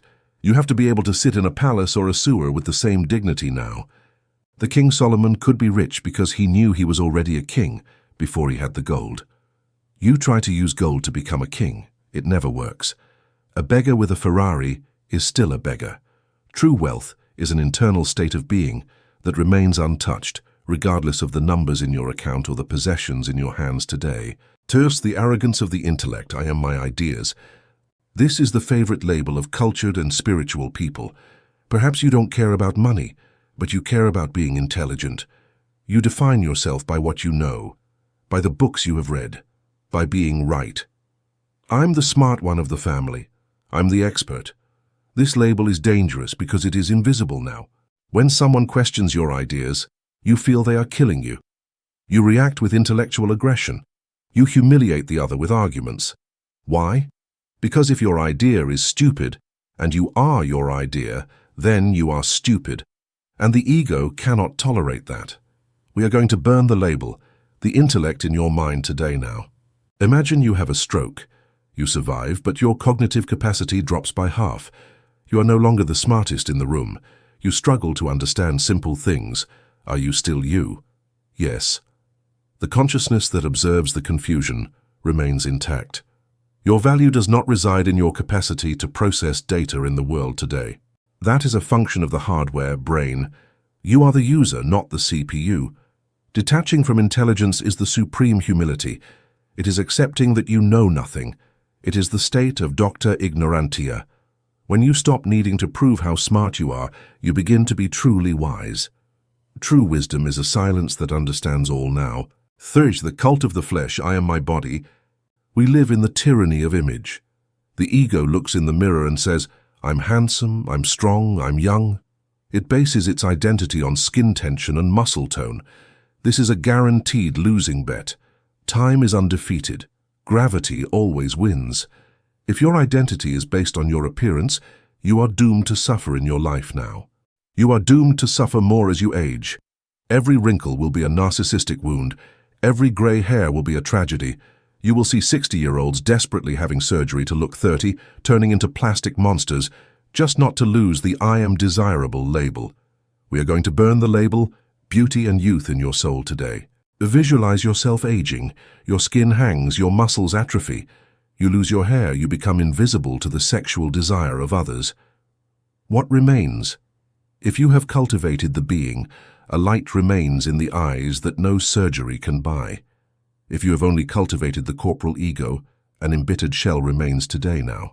A shell embittered and envious of others' youth. You must disidentify from the body now, before time tears it from you by force. Take care of the body, love it, train it, but remember, it is your vehicle, it is not you. You are not the car, you are the driver. And a good driver can drive an old car with mastery and grace now. Face the good person trap, the spiritual ego. This is the most subtle and sticky label. The ego disguises itself as a saint. I am a good person. I am empathetic. I help others. I am humble. Careful. The spiritual ego is the most armored ego that exists. It believes itself morally superior to others. It judges from a pedestal of false goodness in the world today now. Look at those unconscious materialists. I meditate and I am vegan, I am better. It judges from a pedestal. It needs to be seen helping. If it helps and no one finds out, it feels frustrated. Is no one going to recognize my sacrifice? Then it wasn't help, it was trade. You were buying validation with goodness now. We are going to burn the label, morality. Dare to accept your shadow. Accept that you are capable of being cruel, selfish, and mean. Carl Jung said, "I would rather be a whole man than a good man." Being whole means integrating your capacity for evil. When you accept you aren't the good guy, you relax your mind today now. You stop pretending. You stop forcing smiles. And curiously, when you stop trying to be good for the sake of ego, you begin to be good by nature. Real goodness arises spontaneously from the heart, not from the ego's mandate to look good. True compassion requires no audience and seeks no reward, for it is its own end now. Via the family role, I am mother, father, child, many dissolve their identity in their relationships. I live for my children. Without my partner, I am nothing. This sounds romantic, but it is suicidal. If you live for your children, what happens when they leave? The empty nest. You are left hollow. You might try to manipulate them with guilt so they don't leave today now. You do this so you don't have to face your own void. If you live for your partner, you place an unbearable burden on their shoulders, the responsibility for your existence. We are going to burn the label, roles. You are not mother. You are a consciousness playing the role of mother temporarily in your life today now. You are not husband. You are a free spirit who has chosen to share a path with another spirit. Roles are hats. You put them on and take them off. If you glue the hat to your head, when you try to take it off, you will tear off your scalp. Love your family madly, but remember there is a you before and after them in your mind now. Toetu the neti technique, not this, not that. In the Advaita Vedanta tradition of India, there is a millennial technique to peel the layers of the ego onion. It is called neti, not this, not that. It is a process of systematic negation. Sit in meditation and start discarding. Observe your body. Am I this hand? No, if they cut it off, I am still me today now. Am I this brain? No, it is an organ. Neti. I am not the body. Observe your emotions. Am I this sadness? No. Sadness comes and goes. I remain. Neti. I am not the emotion. Observe your thoughts. Am I this political idea? No. Before I thought differently. The idea changed, I remain. Neti today now. I am not the mind. Observe your role. Am I John? No, that is a name they gave me. I could be called Peter. Neti. I am not the personality. Keep removing layers until there is nothing left that you can observe. What remains? The one who observes. The ultimate subject who cannot be turned into an object. That is you now. Fabitrians, the terror of being a nobody, the nobodies. The greatest fear of the modern ego is irrelevance. Being a nobody, going through life without leaving a mark, not getting likes, not being recognized, being just one more of the bunch. The ego screams, I have to be special. This need to be special is the cause of your anxiety in this world right now today. You spend your life trying to stand out, competing, suffering if they ignore you. The death of the ego invites you to embrace nobodiness. Be a nobody. Walk down the street and feel invisible. No one looks at you. No one cares about you. At first, the ego feels wounded. Hey, look at me. But if you go deeper now, you discover an intoxicating freedom. If you are nobody, you have no image to defend. If you are nobody, you cannot be offended. You cannot insult empty space. If you are nobody, you don't have the pressure to succeed. You can simply live. You can enjoy a coffee, the sun, or a talk without an agenda today. You can live without the hidden agenda of how this improves my image. Invisibility is a superpower. The great Taoist masters spoke of being like an uncarved block of wood. Simple, shapeless, pure potential. By being nobody, you become everything, for you are no longer confined by the narrow definitions of the self now. Face the funeral experiment. We are going to do a psycho-magic exercise. Visualize your own funeral. Look at the coffin, your body is inside. Look at the people. Some are crying, others are looking at their watches. Listen to what they say about you. He was a great architect. He had a lot of money. She was very beautiful in your mind right now. All that is rotting in the box. The labels have stayed on earth. Where are you? You are not in the box. And you are not in the praise of the people. You are gone. You have stripped off the suit. Now, from that perspective of already dead, look at your current concerns. That worry about whether they promote you today now. That worry about whether you have cellulite. That worry about whether they invite you to the party. Doesn't it seem ridiculous? Doesn't it seem like silly children's games? Death is the great dissolver of labels. Use death now in life to prioritize. Only what you can take through death is real.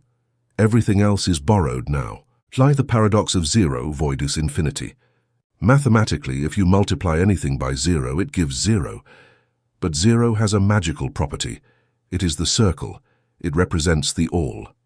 When you reduce yourself to zero, remove all labels, you become the infinite.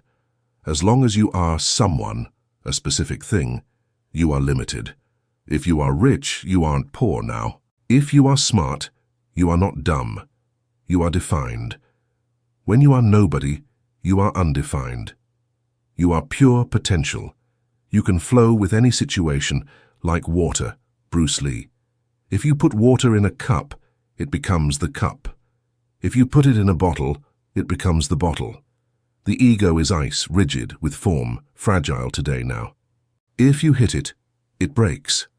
The Sir is water, fluid, shapeless, indestructible. If you hit it, it yields and then returns to its place. Stripping the king is melting the ice so it becomes water again.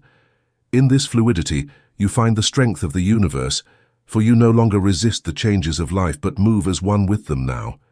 Conclusion, the naked king is the only king. In the tale of the emperor's new clothes, the king goes naked, believing he wears an invisible suit only the smart can see. Everyone pretends to see the suit out of fear, until a child screams, "The king is naked." The king of the tale is ashamed, but in our story the end is different in your heart today now. When the child screams, "The king is naked," the king smiles and says, "Yes, I am naked. And that is why I am invincible, because I no longer have clothes that can be stained, nor pockets that can be robbed. You have burned your labels. You are no longer your name, nor your job, nor your money. You are a presence now. You have become a conscious presence. You have cleaned the mirror so it reflects reality without distortion. But who is the one looking in the mirror? If I am not the ego, if I am not the mind, if I am not the body, what am I? I am the witness. I am the eternal light that observes the play of shadows today now. Chapter 7, The Silent Observer, Your True Face. There is someone listening to my words right now. It is not your ears, those are just antennas of flesh. It is not your brain, that is just an electrochemical processor. There is a presence behind your eyes, deeper than your name, older than your memory, and vaster than your intellect. It is the witness, the one who looks today now. While your ego screams, cries, and fears, this silent observer looks at the scene with an unshakable peace. To find this observer is to find the exit from the labyrinth. It is to discover that you have never been the character in the movie. You have always been the screen. Ask yourself the most dangerous question, who am I? The ego answers quickly, I am your name, I am this many years old, I am a lawyer, I am a father. False. That is history, that is memory. If I hit you on the head and you lose your memory, do you cease to exist? No. You are still there. You are still conscious even if you do not know your name in this world today right now. Then who are you? I am my thoughts. False. If you can observe a thought, look, I am thinking about a pizza, then you cannot be the thought. The subject, you, cannot be the object, pizza. There is a distance. You are the one who notices. In this chapter, we are going to perform the definitive change of identity now. We are going to move house. You are going to stop living in the noise of the mind, the ego, and you are going to start living in the silence of consciousness, the observer. This is the secret of immortality and instant peace, It is not something you have to get. It is something you already are. You just have to look at it today. I, the great discovery, the two me's. Most human beings live in a state of functional schizophrenia. They believe they are one, but in reality they are two. The thinking self, ego, the voice in the head, the narrator, the one who worries, judges, remembers and anticipates. It is noisy, neurotic and never satisfied in this world today, right now. The observing self, consciousness, the space in which thoughts occur, the presence that notices that the voice is speaking. It is silent, immobile, and is always at peace. Suffering occurs when you collapse these two into one, when you believe you are the voice. If the voice says, "I am a failure," you feel agony now. If you are merged with it, you become the emotion. But if you take a step back, the step of the observer, and say, look, the mind is generating the thought that I am a failure. How interesting. Boom.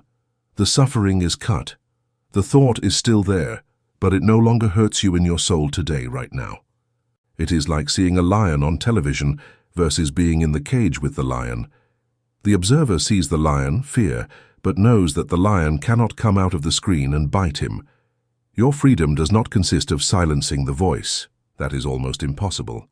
It consists of ceasing to believe that the voice is you now. Terhunat, the movie screen metaphor. To understand your true nature, imagine a cinema. A war movie is projected. There are explosions, blood, screams, fire. Then a romantic comedy is projected. There are kisses, laughter, flowers. Then a horror movie is projected. There are darkness and monsters. You are not the movie in this world today, right now. You are the white screen. Ask yourself, does the screen burn when a bomb explodes in the movie? No. Does the screen get wet when it rains in the movie? No. Does the screen get stained when there is blood? No. Does the screen change when the movie is good or bad? No. The screen remains immaculate and white today now. It remains quiet, holding all the images but without being affected by any. All your life you have believed you were the protagonist of the movie. You have cried when the script was sad and feared when it was dangerous. The death of the ego is simply realizing that you are the screen in your life today, right now. The dramas of your life, divorces, bankruptcies, illnesses, are games of light and shadow projected upon you. But they cannot touch you. Your true self is invulnerable. This understanding gives you a security that no money can buy. You can walk through hell knowing that the fire is a projection on your eternal canvas now. Thus, leaving the river, emotional disidentification. Imagine that you are being dragged by a turbulent river, your emotions. You hit yourself against the rocks. You swallow water. You are afraid. You struggle to breathe. That is being identified. I am angry. I am sad. Awakening is the act of leaving the river and sitting on the shore in this world today, right now. The river is still there. The water is still turbulent, but you are no longer inside. You are dry watching the water pass. You say, "Look how strong the current of anger flows today." You no longer say, "I am angry." You say, "There is anger in the body." This linguistic and perceptive change is everything right now. The observer allows emotions to exist, but does not drown in them. In fact, when you observe an emotion without judging it and without resisting it, something magical happens. It dissolves. The emotion needs your identification to survive. It needs you to jump into the river and swim in it today in your life now. If you stay on the shore simply watching, the emotion runs out of battery. It passes by. The ego wants you to jump into the river. It tells you, you have the right to be furious. Get in there and fight. The observer stays still and says, "I see the fury. I allow it to pass. But I do not get on that train now." For the quality of the witness, the mirror without judgment. How does it feel to be the observer? Many believe it is being cold or indifferent. No, it is being unconditional love, but not the sentimental love of the ego. I love you because you give me things. It is the love of total acceptance. The observer is like a mirror in this world today, right now. If you put a diamond in front of the mirror reflects it perfectly without attaching to it. It does not say, "How great, I am rich." If you put a pile of trash in front of the mirror reflects it perfectly, without rejecting it. It does not say, "How gross, take this away right now." The mirror simply is. It welcomes everything that appears in front of it with the same equanimity. When you become the silent observer, you stop judging your experience. If you feel fear, you do not say, "I should not be afraid, I am a coward." You simply state, "There is fear," and you embrace it today now. By not judging it, fear loses its teeth. It becomes only vibrating energy. Psychological suffering is always pain. Don't judgment about the pain. If you remove the judgment, the function of the ego, and leave only pure observation, the pain becomes an intense physical sensation, but it ceases to be suffering now. The space between thoughts, the gap. Where does the observer live? He lives in the spaces.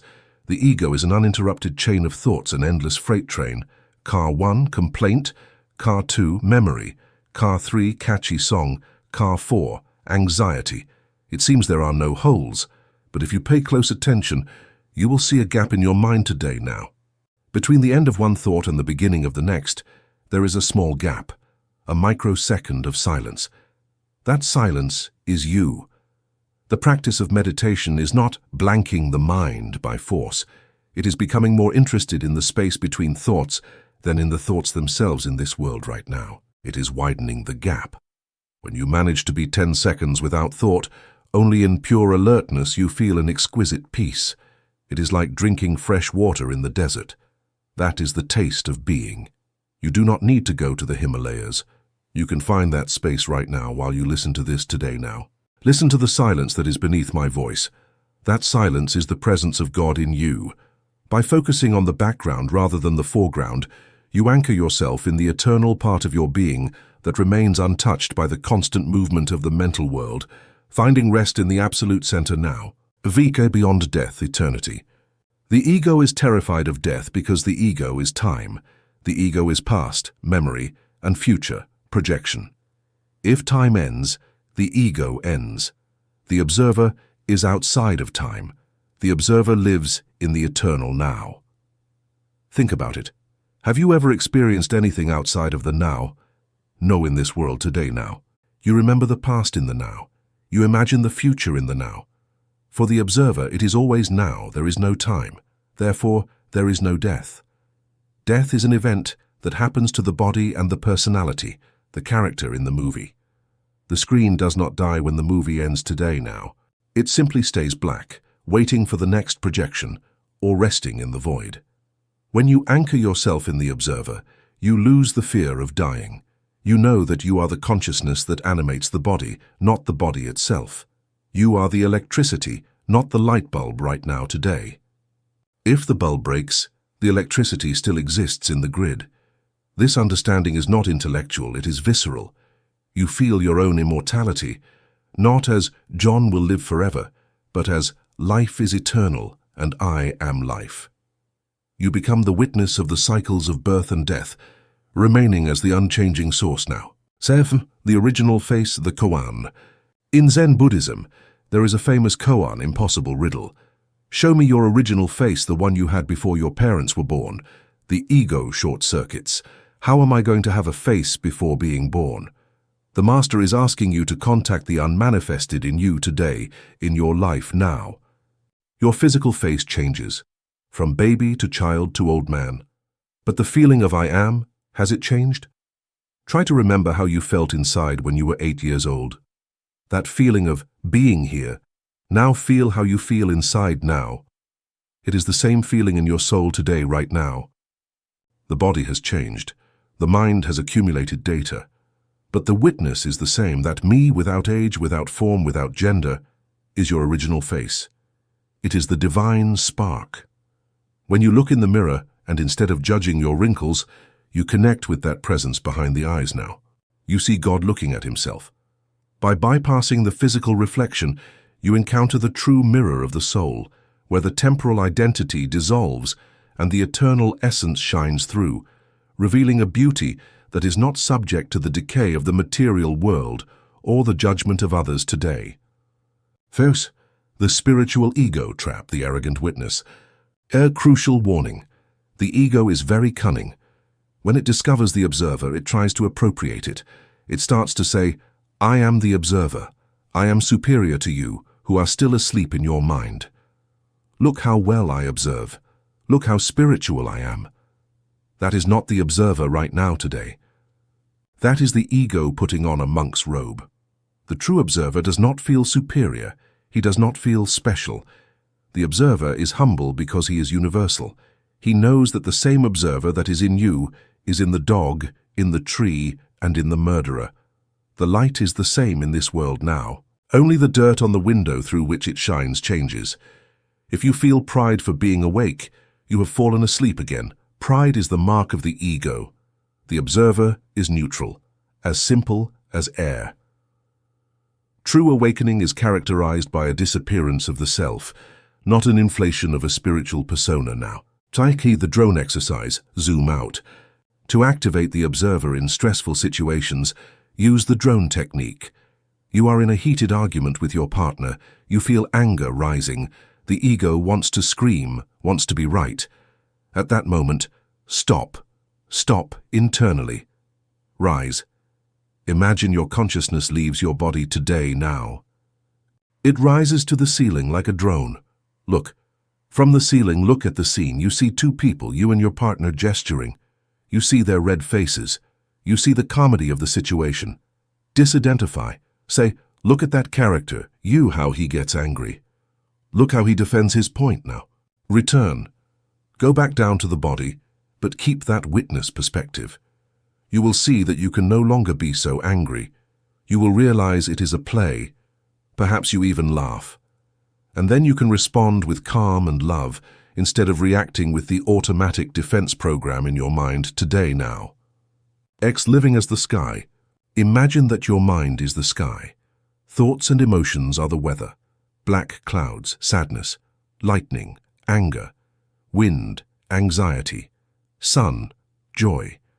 Most people believe they are the weather. I am a storm. The awakened one knows he is the sky. The sky allows the storm to happen right now, today. It does not fight against it. It gives it space. Come, storm, thunder as much as you want. The sky knows that the storm cannot damage it, and it knows that the storm will pass. All weather is temporary. The sky is permanent. Be the sky. Expand your consciousness. Become vast today, now. When you have a problem, do not try to solve it by shrinking. Solve it by expanding. Become bigger than the problem. Wrap it in your space of consciousness. The problem will dissolve in your immensity. By inhabiting the vastness of your true being, you find that there is nothing that cannot be held in peace now. Chapter 8. Radical Surrender. Stop swimming against the current. You have spent your life with clenched fists, gripping the steering wheel with white knuckles, trying to force the universe to obey your plan. You are exhausted. Your muscles ache. Your mind is burned out. And despite all your effort, life continues to do whatever it pleases. I have some news for you today, now. You are not in control. You never were. The toy steering wheel in your hands is not connected to the wheels. Radical surrender is not losing. It is the final victory of ceasing to fight against a force that is infinitely more intelligent than you. The word surrender has a bad reputation in this world today, now. For the ego, surrendering means defeat. It means the enemy has won. It means weakness, humiliation, pulling out the white flag. For the spirit, surrender is something totally different. It is wisdom.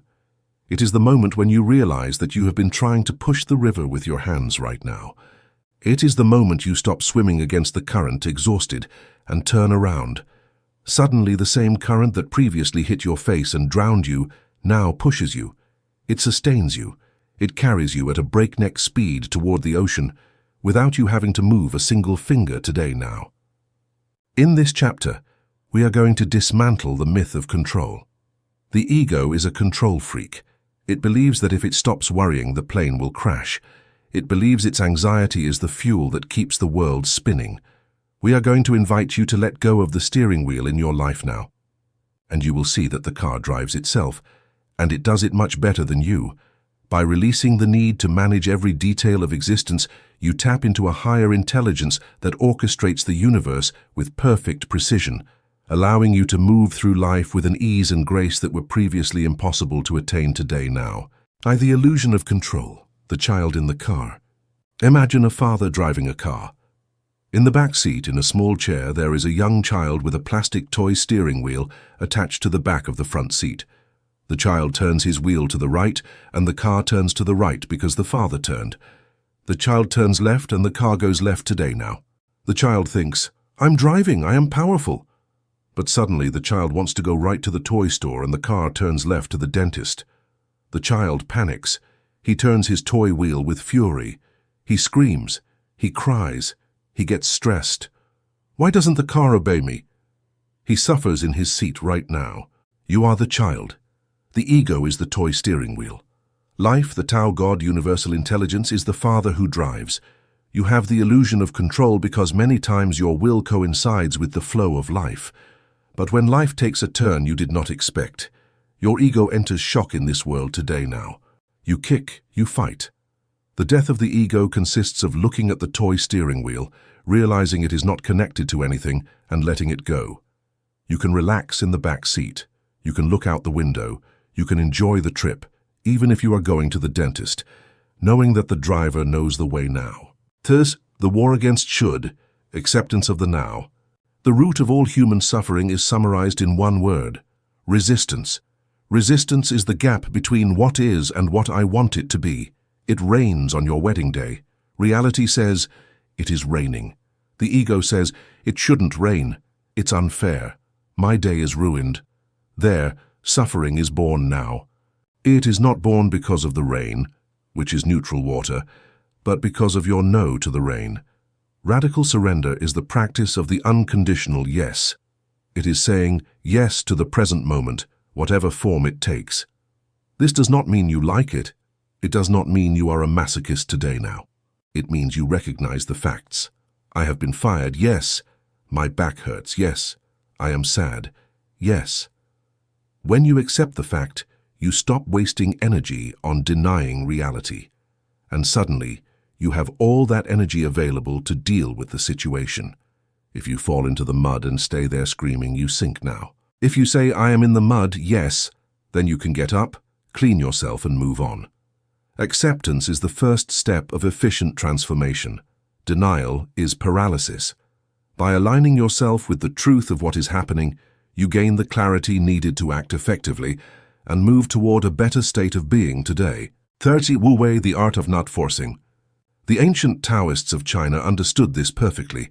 They called it Wu Wei, effortless action or non-forced action. Observe water. Water is the softest substance in the world, but water pierces through the hardest rock. It does not do it by attacking with rigidity. It does not do it with a hammer now. It does it by flowing. It adapts to the shape of the obstacle. If it cannot pass, it waits and accumulates until it overflows. It never fights.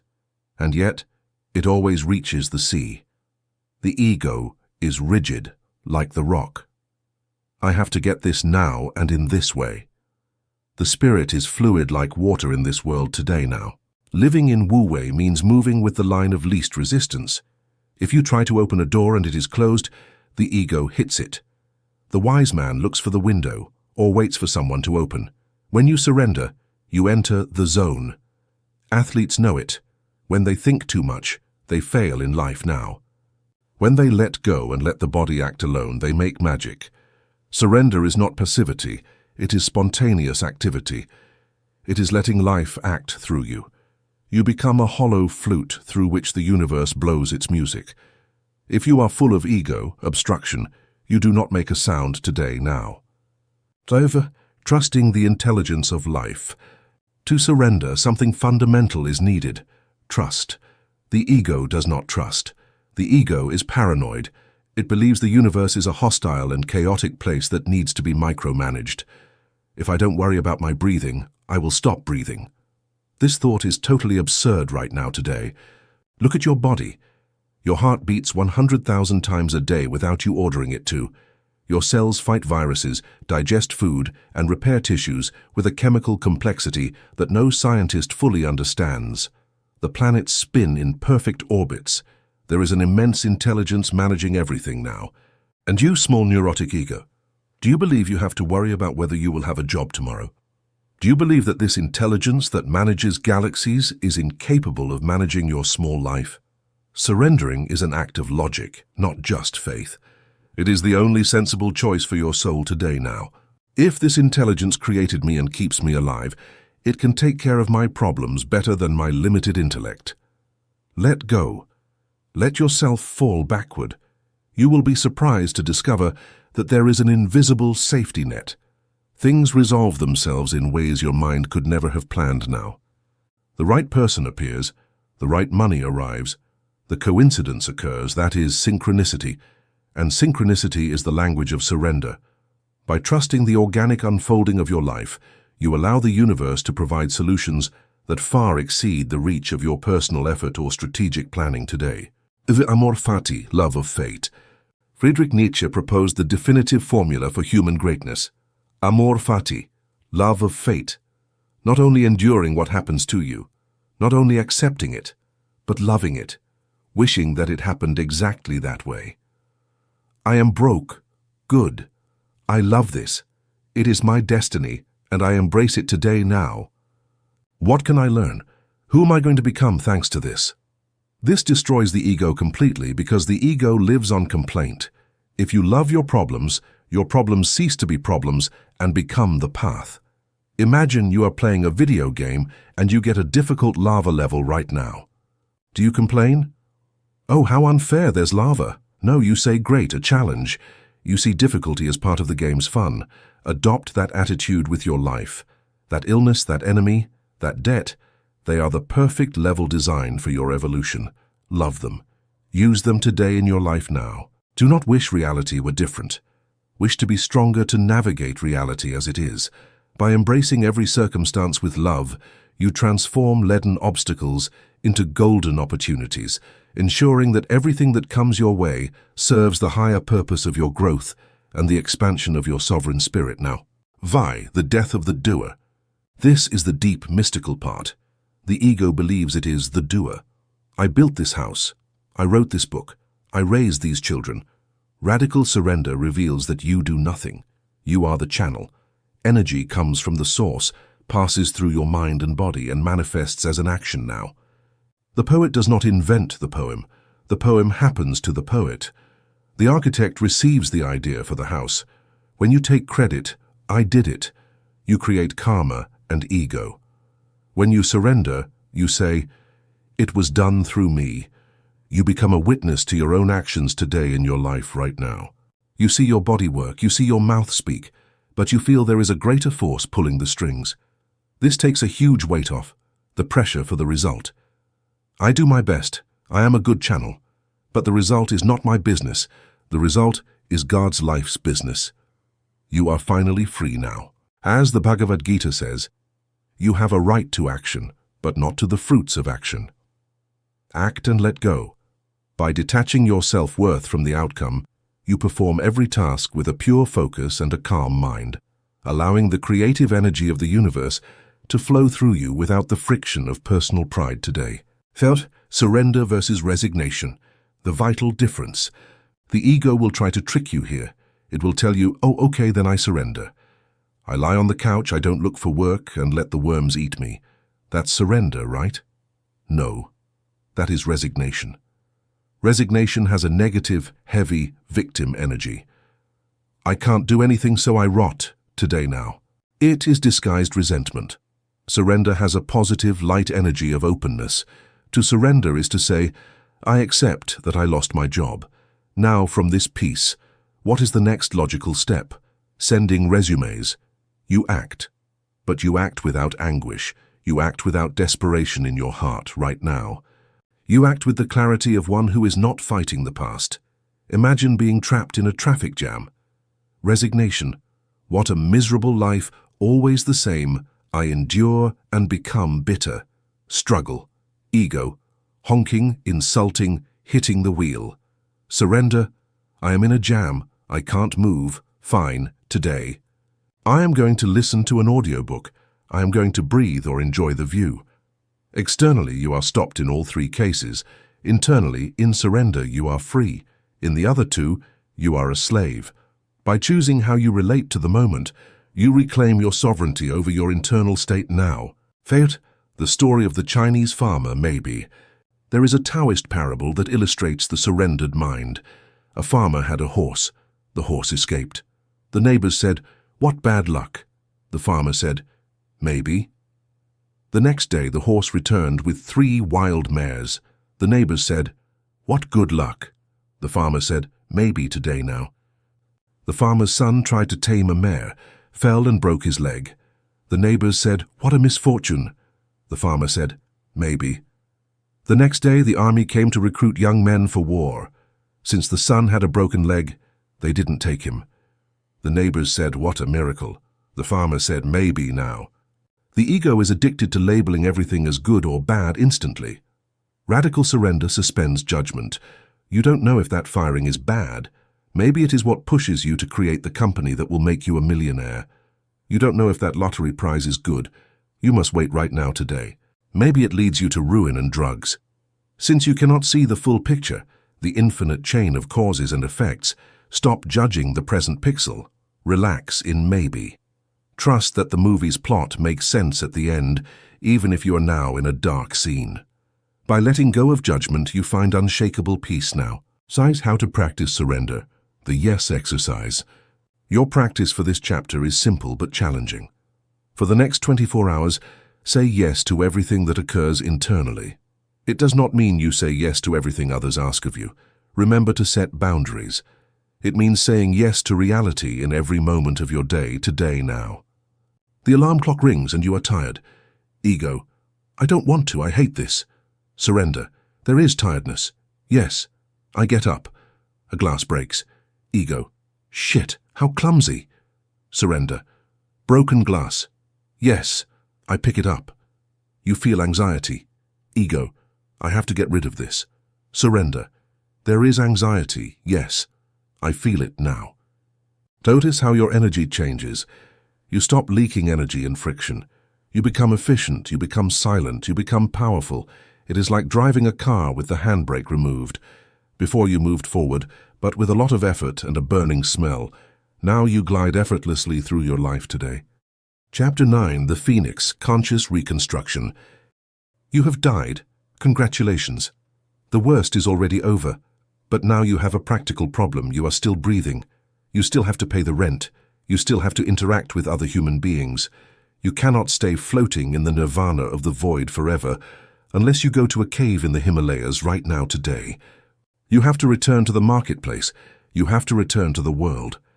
But you will not return as the slave you were. You will return as the artist of your own identity. The ego has died as master, but it has just been reborn as tool. Welcome to the stage of the Phoenix. There is a dangerous myth in New Age spirituality today. This is the idea that the goal is to live without ego. That is biologically impossible, as long as you have a body and a brain. You need an ego to know that the mouth where you should put food is yours and not your neighbor's. You need an ego to remember your address, your language, and your technical skills in your life now. The ego is the user interface, UI, with physical reality. Imagine a super powerful computer, your consciousness, without a screen, keyboard, or mouse. It is useless. It cannot interact. The ego is the keyboard and the screen. The previous problem was not having an ego. The problem was that the keyboard typed you today now. The program executed itself, full of viruses, Chapter 3. Now that you have formatted the hard drive and touched the bottom of the abyss, Chapter 4, you have a clean computer. It is time to install a new operating system. But this time you are the programmer. This time you are going to build a conscious avatar now. We call this the Phoenix. It arises from the ashes of your old personality, but it is not tied to the history of the past. It invents itself in the present. By taking command of your mental architecture, you ensure that every aspect of your persona serves the expression of your true self rather than the dictates of the matrix today. Life as a role-playing game, RPG. If you have played role-playing games, RPGs, you know how it works. At the beginning, a character creation screen appears. You choose the name, you choose the appearance, you choose the skills, strength, magic, charisma. You choose the class, warrior, mage, thief. You, the player on the couch, are not the character now. But you use the character to play the adventure. The death of the ego allows you to see real life exactly like that. Before, you believed you were the character. If the character was shy, you said, "I am shy," and you suffered. Now you say, "My previous avatar had the shyness setting high. I'm going to lower that today now. I'm going to raise the attribute of audacity." Can that be done? Yes. It is called neuroplasticity directed by the will. Personality is not rock, it is clay. It has hardened through unconscious repetition. But with awakened consciousness, you can wet the clay again and remodel it. Ask yourself, what do I want to play now? Do I want to play the game of the visionary entrepreneur? Do I want to play the game of the bohemian artist? Do I want to play the game of the urban mystic? There is no correct game. All are illusions. But some games are more fun and expansive than others. The Phoenix chooses its game and designs the perfect avatar to win it today. 2. The transparent ego versus the opaque ego. The difference between your old self and your new self is opacity. The opaque ego, old, believes it is real, takes itself very seriously, gets offended, it is dense, it blocks the light of the being. The transparent ego, Phoenix, knows it is a useful fiction. It is light, playful. It lets the light of the being pass through now. When you operate from the transparent ego, you act in the world with effectiveness but without attachment.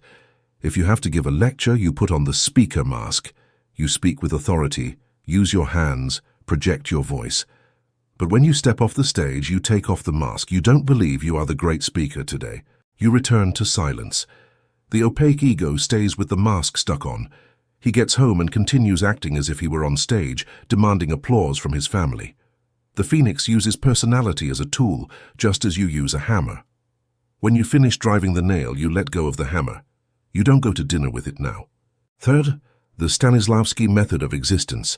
Konstantin Stanislavski developed an acting method where the actor does not fake the emotion, but truly feels it by evoking memories or assuming the character's psychology. You are going to apply this to your life.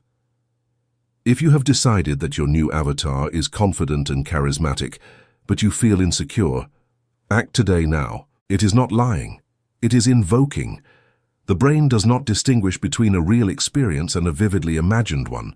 If you walk like a confident person, breathe like a confident person, and speak like a confident person, your brain starts to secrete the chemistry of confidence, testosterone, serotonin in your body right now. You become the character. The saying, "fake it till you make it," is spiritually correct if done from consciousness. The old ego faked to deceive others and gain approval. The Phoenix fakes, acts, to educate its own subconscious. You are training your nervous system to hold a new frequency in your life today now. Put on the clothes of the character you want to be. Adopt its posture. At first it will feel weird, like a new suit that itches, but in a few weeks the suit will adapt to your skin. Or rather, your skin will adapt to the suit. By embodying the traits you desire, you create a new neural reality that mirrors your sovereign intent now. Selecting values, the new code. The old software, Chapter 3, had imposed values. Be obedient, don't stand out, save. The Phoenix writes its own code of conduct. If you do not define your values, by default, the old ones will return. Sit down and write the 5 pillars of your new avatar. Example: 1. Radical truth. I will not lie, even for politeness today now. 2. Courage. I will do one thing that scares me every day. 3. Generosity. I will give before receiving. 4. Aesthetics. I will surround my life with beauty and order. 5. Detachment. I will play to win, but I will accept losing with a smile. This code is your new constitution. Reclaim your internal law right now. When you have to make a difficult decision, do not consult your fears. Consult the code. What would the avatar I have designed do in this situation? And do it, even if your legs tremble. Action creates identity. You are not what you think. You are what you repeatedly do. By following your own code, you forge a character of steel now. Integrating the shadow, the dark Phoenix. Beware of the trap of wanting to create an avatar of only light and goodness. That is fragility. A real phoenix has claws. Remember what we talked about in the previous book about Solomon's demons. The phoenix integrates the shadow. In your reconstruction, you must deliberately include your capacity for aggression and ambition now. If you build an avatar of a spiritual good boy, you will be devoured by the world. You need teeth. But now the teeth are conscious. Your new avatar can say no with devastating force. It can set boundaries.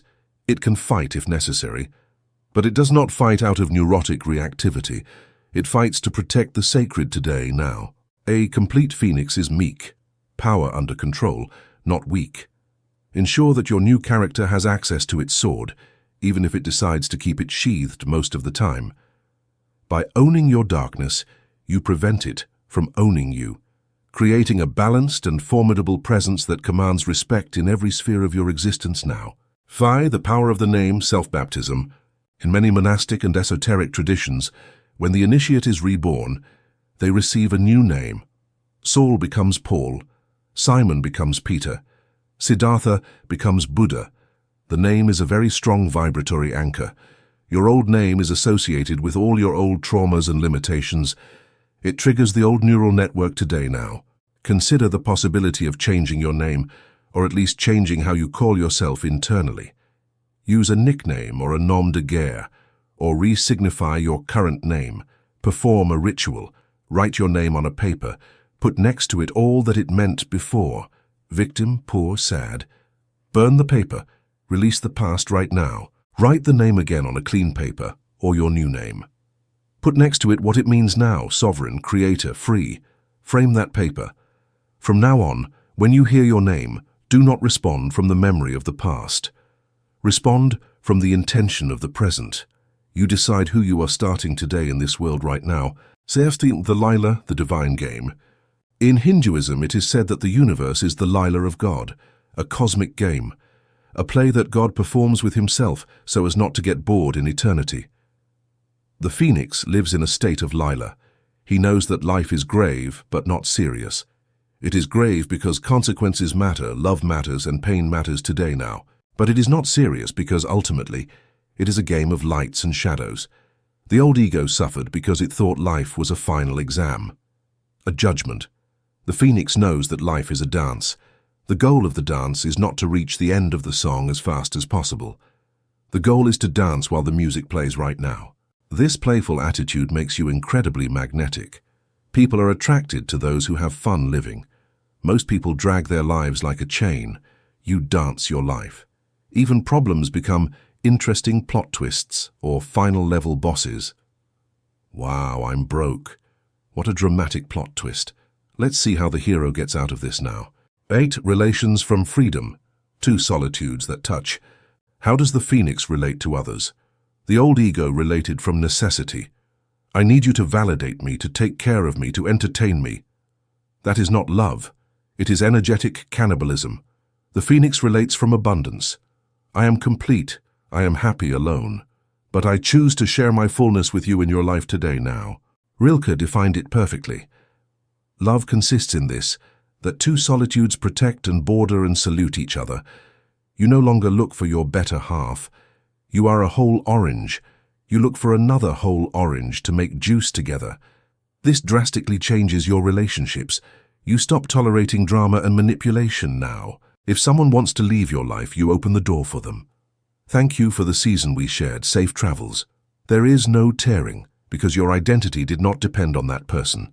And curiously, when you don't need anyone, everyone wants to be with you. Non-necessity is the supreme aphrodisiac for the soul today now. The purpose, the avatar's mission. A well-designed avatar needs a mission, quest. In video games, you don't stay still in the town square. You go to kill the dragon or rescue the kingdom. The ego asked, what can the world give me? The phoenix asks, what have I come to give the world? The shift from receiving to giving is the mark of maturity now. When you are empty, ego, you want to absorb. When you are full, phoenix das, you want to overflow. Your mission does not have to be saving the world. It can be raising happy children. It can be making the best bread in the city. It can be tending a garden. What matters is the quality of intention and the love you provide today now. Do it with excellence, do it as an offering. The phoenix works, but not for the salary, though he collects and enjoys it. He works because creativity is his nature. The sun does not shine to be thanked. It shines because it is a sun. You create because you are a creator. Find your art and deliver it without reserve now. So the spiritual ego trap, recidivism, a final warning in your reconstruction. Sometimes the old ego sneaks in through the back door disguised in new clothes. You start to build an avatar of a spiritual master or enlightened being. You start to look down on the sleeping ones. Poor things, they are still in the matrix. I'm a phoenix in your mind today now. Red alert. That is the ego again. More refined, more dangerous. It is spiritual pride. If you feel superior, you have not killed the ego. You have only painted it gold. The true phoenix is deeply humble. He sees God in everyone. He sees the drunk on the corner and says, "That is me in another disguise in this world right now." He does not judge. He discerns but does not condemn. If you catch yourself judging others for being less conscious, laugh. It is the old parasite trying to return. Kick it out and return to the humility of the observer. By maintaining this vigilance, you ensure that your new identity remains a clear channel for the spirit now. Chaos, the mirror ritual, the welcome. To anchor your new avatar, do this. Stand in front of the mirror. Look yourself in the eyes, deeply beyond the pupil. Say out loud, "The old your name has died. I honor your pain and your struggle. Thank you for bringing me here. You can rest in peace." Breathe. Then say, "I invoke you, new name or higher self today now. Enter this body. Take command of this mind. Use these hands to create. Use this voice for truth. I give you life. I give you form. Welcome to Earth." Feel how the energy changes. Smile at your new reflection. That smile is not the forced grimace of the past. It is the knowing smile of a God who has just started a new game now. Chapter 10, Living Headless, the Flow State. There is a simple experiment you can do right now. Point your index finger at an object in front of you. Look at the object. Now point to your shoe. Look at the shoe. Now turn your finger and point toward your own face. What do you see? In your direct visual experience, you do not see a face. You do not see a head today now. You see a blurry void, an immense and transparent space from which the world is being observed. You have lived your whole life believing you were locked inside a ball of flesh called a head, but your actual experience is that you are the open space where the universe occurs. Living headless is not madness. It is the only real sanity now. We have reached the end of the journey. You have killed the imposter. You have survived the collapse. You have looked into the abyss. You have reconstructed a functional avatar. Now the practical question arises. How does an awakened being live on a Tuesday morning? Do they levitate to work? Does their skin glow today now? Do they stop paying taxes? The answer is disappointing for the ego and wonderful for the spirit. Externally, everything remains almost the same. Internally, everything has changed. The Zen proverb sums it up best. Before enlightenment, chop wood, carry water. After enlightenment, chop wood, carry water. In your life today, now. You keep doing the same things. You wash the dishes, you drive in traffic, you answer emails. But there is no longer anyone doing it. The resistance has disappeared. The noise has disappeared. There is action, but there is no actor. There is thought, but there is no thinker. We call this state living without a head, or flow state now. The disappearance of the narrator, silence in the cockpit. The main characteristic of this state is silence. Remember the radio announcer from Chapter 1, the one who narrated every step you took? "Now I'm going to open the door. I hope it's not locked. What an ugly day." That announcer has been fired. Now, when you walk down the street, you simply walk in your world today now. There is no voice saying "I am walking." There is the direct experience of movement, of air on the skin, of sounds. You live in high definition. Before, reality passed through the filter of thought. You saw the tree's label, not the tree. Now, the filter has fallen. Reality hits you raw, vibrant, and immediate right now. Eating an apple becomes an almost psychedelic experience of flavor and texture, because you are not thinking about tomorrow's meeting while you chew. You are 100% in the apple. This absence of mental noise releases a massive amount of energy. Before, 80% of your CPU was spent maintaining the internal dialogue today now. Now you have 100% of your RAM available for the present moment. By reclaiming this vast mental space, you operate with a precision and intensity that make every mundane act feel like a sacred ritual, revealing the hidden, extraordinary nature of the ordinary life you once found so repetitive and dull now. Taos Douglas Harding's metaphor, the headless man. The mystic Douglas Harding proposed the headless way. It is an invitation to trust your pure visual experience. Look at yourself from your own perspective, first person. You see your hands, you see your torso, you see your legs, but you do not see your head. Where your head should be, you only see the world today now. To others, you have a face. To the mirror, you have a face. But to you, at your center, you are pure capacity. You are an empty space designed to receive the universe. The ego lived locked in the idea of my face, my appearance, my image. The being lives in the infinite openness that is above the shoulders now. When you walk headless, you feel you are not a solid thing moving through the world. You feel you are a motionless space through which the world moves. Buildings pass through you. People pass through you. You are the container. This perspective instantly eliminates social anxiety in your life today now. How can you feel shame if you have no face to defend? You are only the space where the interaction occurs. By inhabiting this faceless presence, you transcend the need for masks and performance, allowing you to relate to others with a transparency and freedom that dissolve the barriers of the self now. Thirst, wu-wei in the supermarket, spontaneous action. The flow state is the practical application of wu-wei, non-doing. It means that action arises from the need of the moment, not from neurotic planning. You are in the supermarket. The ego plans, I have to go fast to aisle 4, then to 6, dodge that slow lady. It is tense. The flow state simply moves today now. Your legs carry you. Your hand takes the product. Your body dodges the lady's cart with the elegance of a dancer. There is no friction. It is like when you drive along a familiar route, and upon arriving, you realize you don't remember the journey. Your body drove itself. Your mind was at peace right now today. Living without a head is living in that divine autopilot all the time. You trust that your organism knows what to do. You stop micromanaging your life, and curiously, you become incredibly effective. You don't make mistakes due to distraction because you are fully present. No nerves because no one is nervous now. EV intuition as an operating system. Before you made decisions based on linear logic, pros and cons, fear, projection. Now you operate by direct intuition. It is a knowing without knowing how you know. The phone rings. Before looking, you know if you should answer or not. You are offered a business deal. Your body contracts or expands today now. You follow the bodily signal immediately. You don't waste hours ruminating, did I do right, what will happen?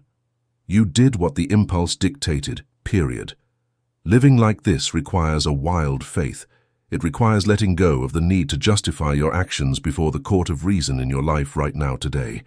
Sometimes you will do things that seem illogical, but later turn out to be perfect.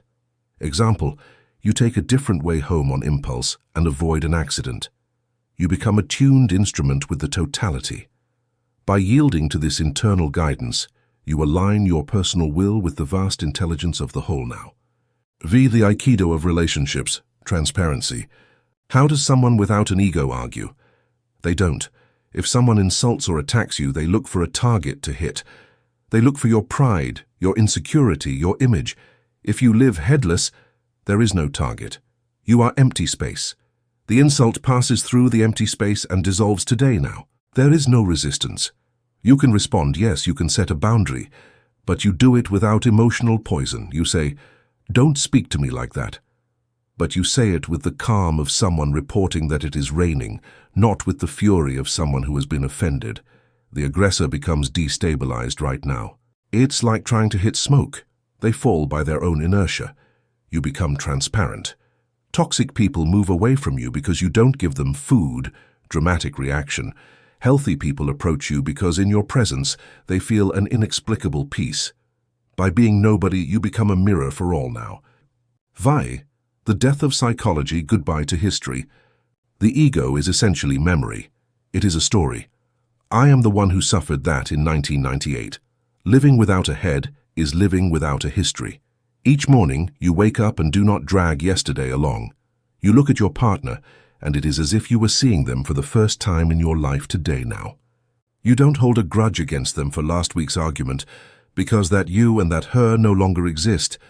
You look at your work with fresh eyes. This is called Shoshin, beginner's mind. It is the ability to see the world with the freshness of a child, but with the wisdom of an elder now. Boredom disappears, because boredom is only the mind saying, I've already seen this. You have never seen this. You have never seen this precise moment. It is unique. When you drop your personal history, you become light. You walk without a backpack. You can create anything because you are not tied to who you were now. Planning without projecting the non-existent future. Does this mean you don't use a calendar? That you don't plan your vacations? No. The avatar Phoenix uses the calendar, buys plane tickets, saves money. But the being does not travel mentally to the future. You make the plan in the now. I buy the ticket now, and then you let go today now. You don't spend the next month worrying, what if the plane is delayed? What if the hotel is bad? That is psychological projection. You do the practical, but you don't do the psychological. You live in airtight compartments of days or moments. Like Jesus said, sufficient unto the day is the evil thereof now. If a problem arises in the future, you trust that the self of that future will have the wisdom and strength to solve it at that moment. You do not try to solve tomorrow's problems with today's energy. By staying anchored in the present, you reserve your vitality for the reality that is actually before you now. Fears the cosmic laughter, the joke. A distinctive sign of one who lives in this state is humor. You laugh a lot. Not at jokes, but at the situation. You laugh at the world's seriousness. You see people running, worried about colored papers, money, fighting for imaginary titles, and you realize it is a comedy in your world right now today. You laugh at yourself, at the times the old ego tries to return. Oops, look, I almost got offended because they didn't say hi. How funny the little robot is. This laughter is not cynical. It is affectionate. It is the Buddha's laughter. You know nothing is real ultimately, and that allows you to play with total freedom now. Life ceases to be a problem to be solved and becomes a paradox to be enjoyed. The heaviness of existence evaporates. The unbearable lightness of being becomes your natural state. By embracing the absurdity of the play, you navigate the world with a joy that requires no external reason, for it arises from the being today. Just shadow integration, cleaning the pipe. Living in flow does not mean you never feel pain or anger. It means you do not retain the pain or anger. You are an open pipe. If something sad happens, you cry. You cry with your whole body. You surrender to the sadness 100%. And since there is no mental resistance, the sadness passes quickly in your life now. It is a summer storm. 10 minutes of intense rain and then the sun comes out. The ego retains the emotion and turns it into a mood, grudge, depression. The being experiences emotion as energy in motion, emotion. You are a clean channel. Anger passes, pain passes, joy passes. Nothing stays stuck to the walls today. You always return to the void. By allowing the energy to move through you without obstruction, you maintain a state of internal clarity and freshness, ensuring that you are always ready for the next moment of life without the baggage of previous experiences weighing down your spirit or clouding your perception now. Selfless service, the fruit. When you no longer work to aggrandize your ego, why do you work? You work for the joy of expressing life, and naturally that becomes service. You become a function of nature, like an apple tree. The apple tree does not give apples to be applauded. It gives apples because it is its nature to give them today now.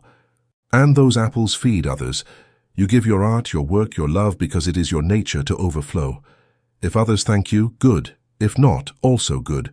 You have already enjoyed giving it. This lack of hidden agenda makes your work pure and powerful. People trust you because they feel you don't want anything from them now. You only want to give. By operating as a direct expression of universal abundance, you fulfill your unique role in the cosmic web, finding that the highest fulfillment comes from being a vessel through which the beauty, truth, and sustenance of the Spirit are delivered to the world for the benefit of all beings today. So exercise the headless walk. To anchor this final chapter, I propose a practice to do today. Go for a walk in an open place, relax your gaze. Do not focus on anything specific, peripheral vision. Become aware of your feet moving. Now, make the switch. It is not you who moves through the world. It is the world that moves through you now. Imagine you are a floating movie camera. Trees come toward you and pass. The ground slides under your feet like a conveyor belt. Feel that you are still in your consciousness and that the stage is what moves. Keep that sensation of immobility in movement. That is the center of the cyclone. That is your home today. Conclusion. The awakening God. Everything has ended. The noise has ceased. The dust of demolition has settled on the ground.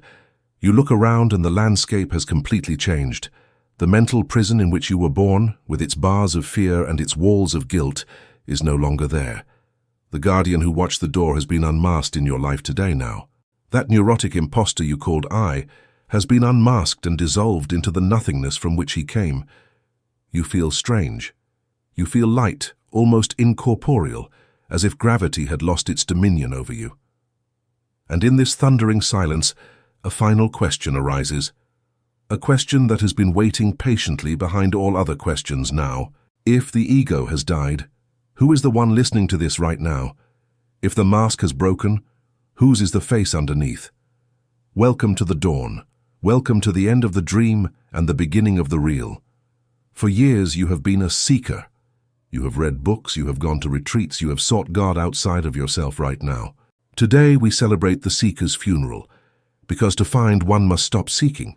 Seeking implies that what you seek is over there, far from you. It implies separation, but there is no there. There is only here. There is no tomorrow. There is only now. And most importantly, there is no God and you in this world today right now. There is only one. And you are that. What you have been looking for in temples, in partners, in money and in substances was yourself. You were looking for your glasses while you were wearing them. The consciousness that sought God is the same consciousness of God looking through your eyes. You have been running in circles today now. You were chasing your own tail. Today you stop. You sit down, and you realize that you never left home. You only had a nightmare in which you believed you were lost. You realize the magnitude of the great cosmic joke. You, the infinite being, decided to play hide-and-seek with yourself. You disguised yourself as a human today now. You disguised yourself as a small mortal and frightened human being. You invented a drama called My Life, and you believed it so much that you forgot you were the actor, the director, and the scriptwriter. But now the curtain has fallen. You look in the mirror and smile. You are no longer the victim of the universe in your life now. You are the universe experiencing itself as human. This awakening brings a price, radical responsibility. If you are the creator, you can no longer complain. You cannot blame your parents, nor the economy, nor your ex. You wrote the script to learn, to experience, to grow. This assumption of power is what allows you to be a creator now. You no longer pray asking for circumstances to change. You decree the change of consciousness that will inevitably change the circumstances. Now what will you do? Will you go to a cave? No. Return to the marketplace. Return to your job, to your family, to your friends. But return as a secret agent of divinity today in your life now. Walk through the world disguised as a normal person. No one will notice anything strange, except that you have a strange calm in your eyes, and that fear no longer governs you. Work, love, create money, enjoy sex and food. Play, but play knowing that it is a game. Dance life with the lightness of one who knows they are eternal now. The fear of death has died because you know you are only the astronaut inside a temporary suit. If the suit breaks, you continue. You do not need more books. You do not need more teachers. The master has awakened in your chest. Listen to his voice, your intuition. Follow his orders. You are finally free in this world today now. And if you ever fall asleep again due to the world's inertia, do not punish yourself. Simply smile, breathe, and remember. Ah, yes, I almost forgot. I am the dreamer, not the dream. Repeat with me the final decree. I am. I have killed the imposter, and I have reclaimed my throne. I renounce fear. I accept my divinity today now. I am the creator of my destiny. I am awake. I am free. It is done. The silence that follows is not empty. It is the fullness of your own presence, the eternal foundation upon which all worlds are built and dissolved. Go forth and live as the God you have always been, for the dream is over and the real has finally begun right now.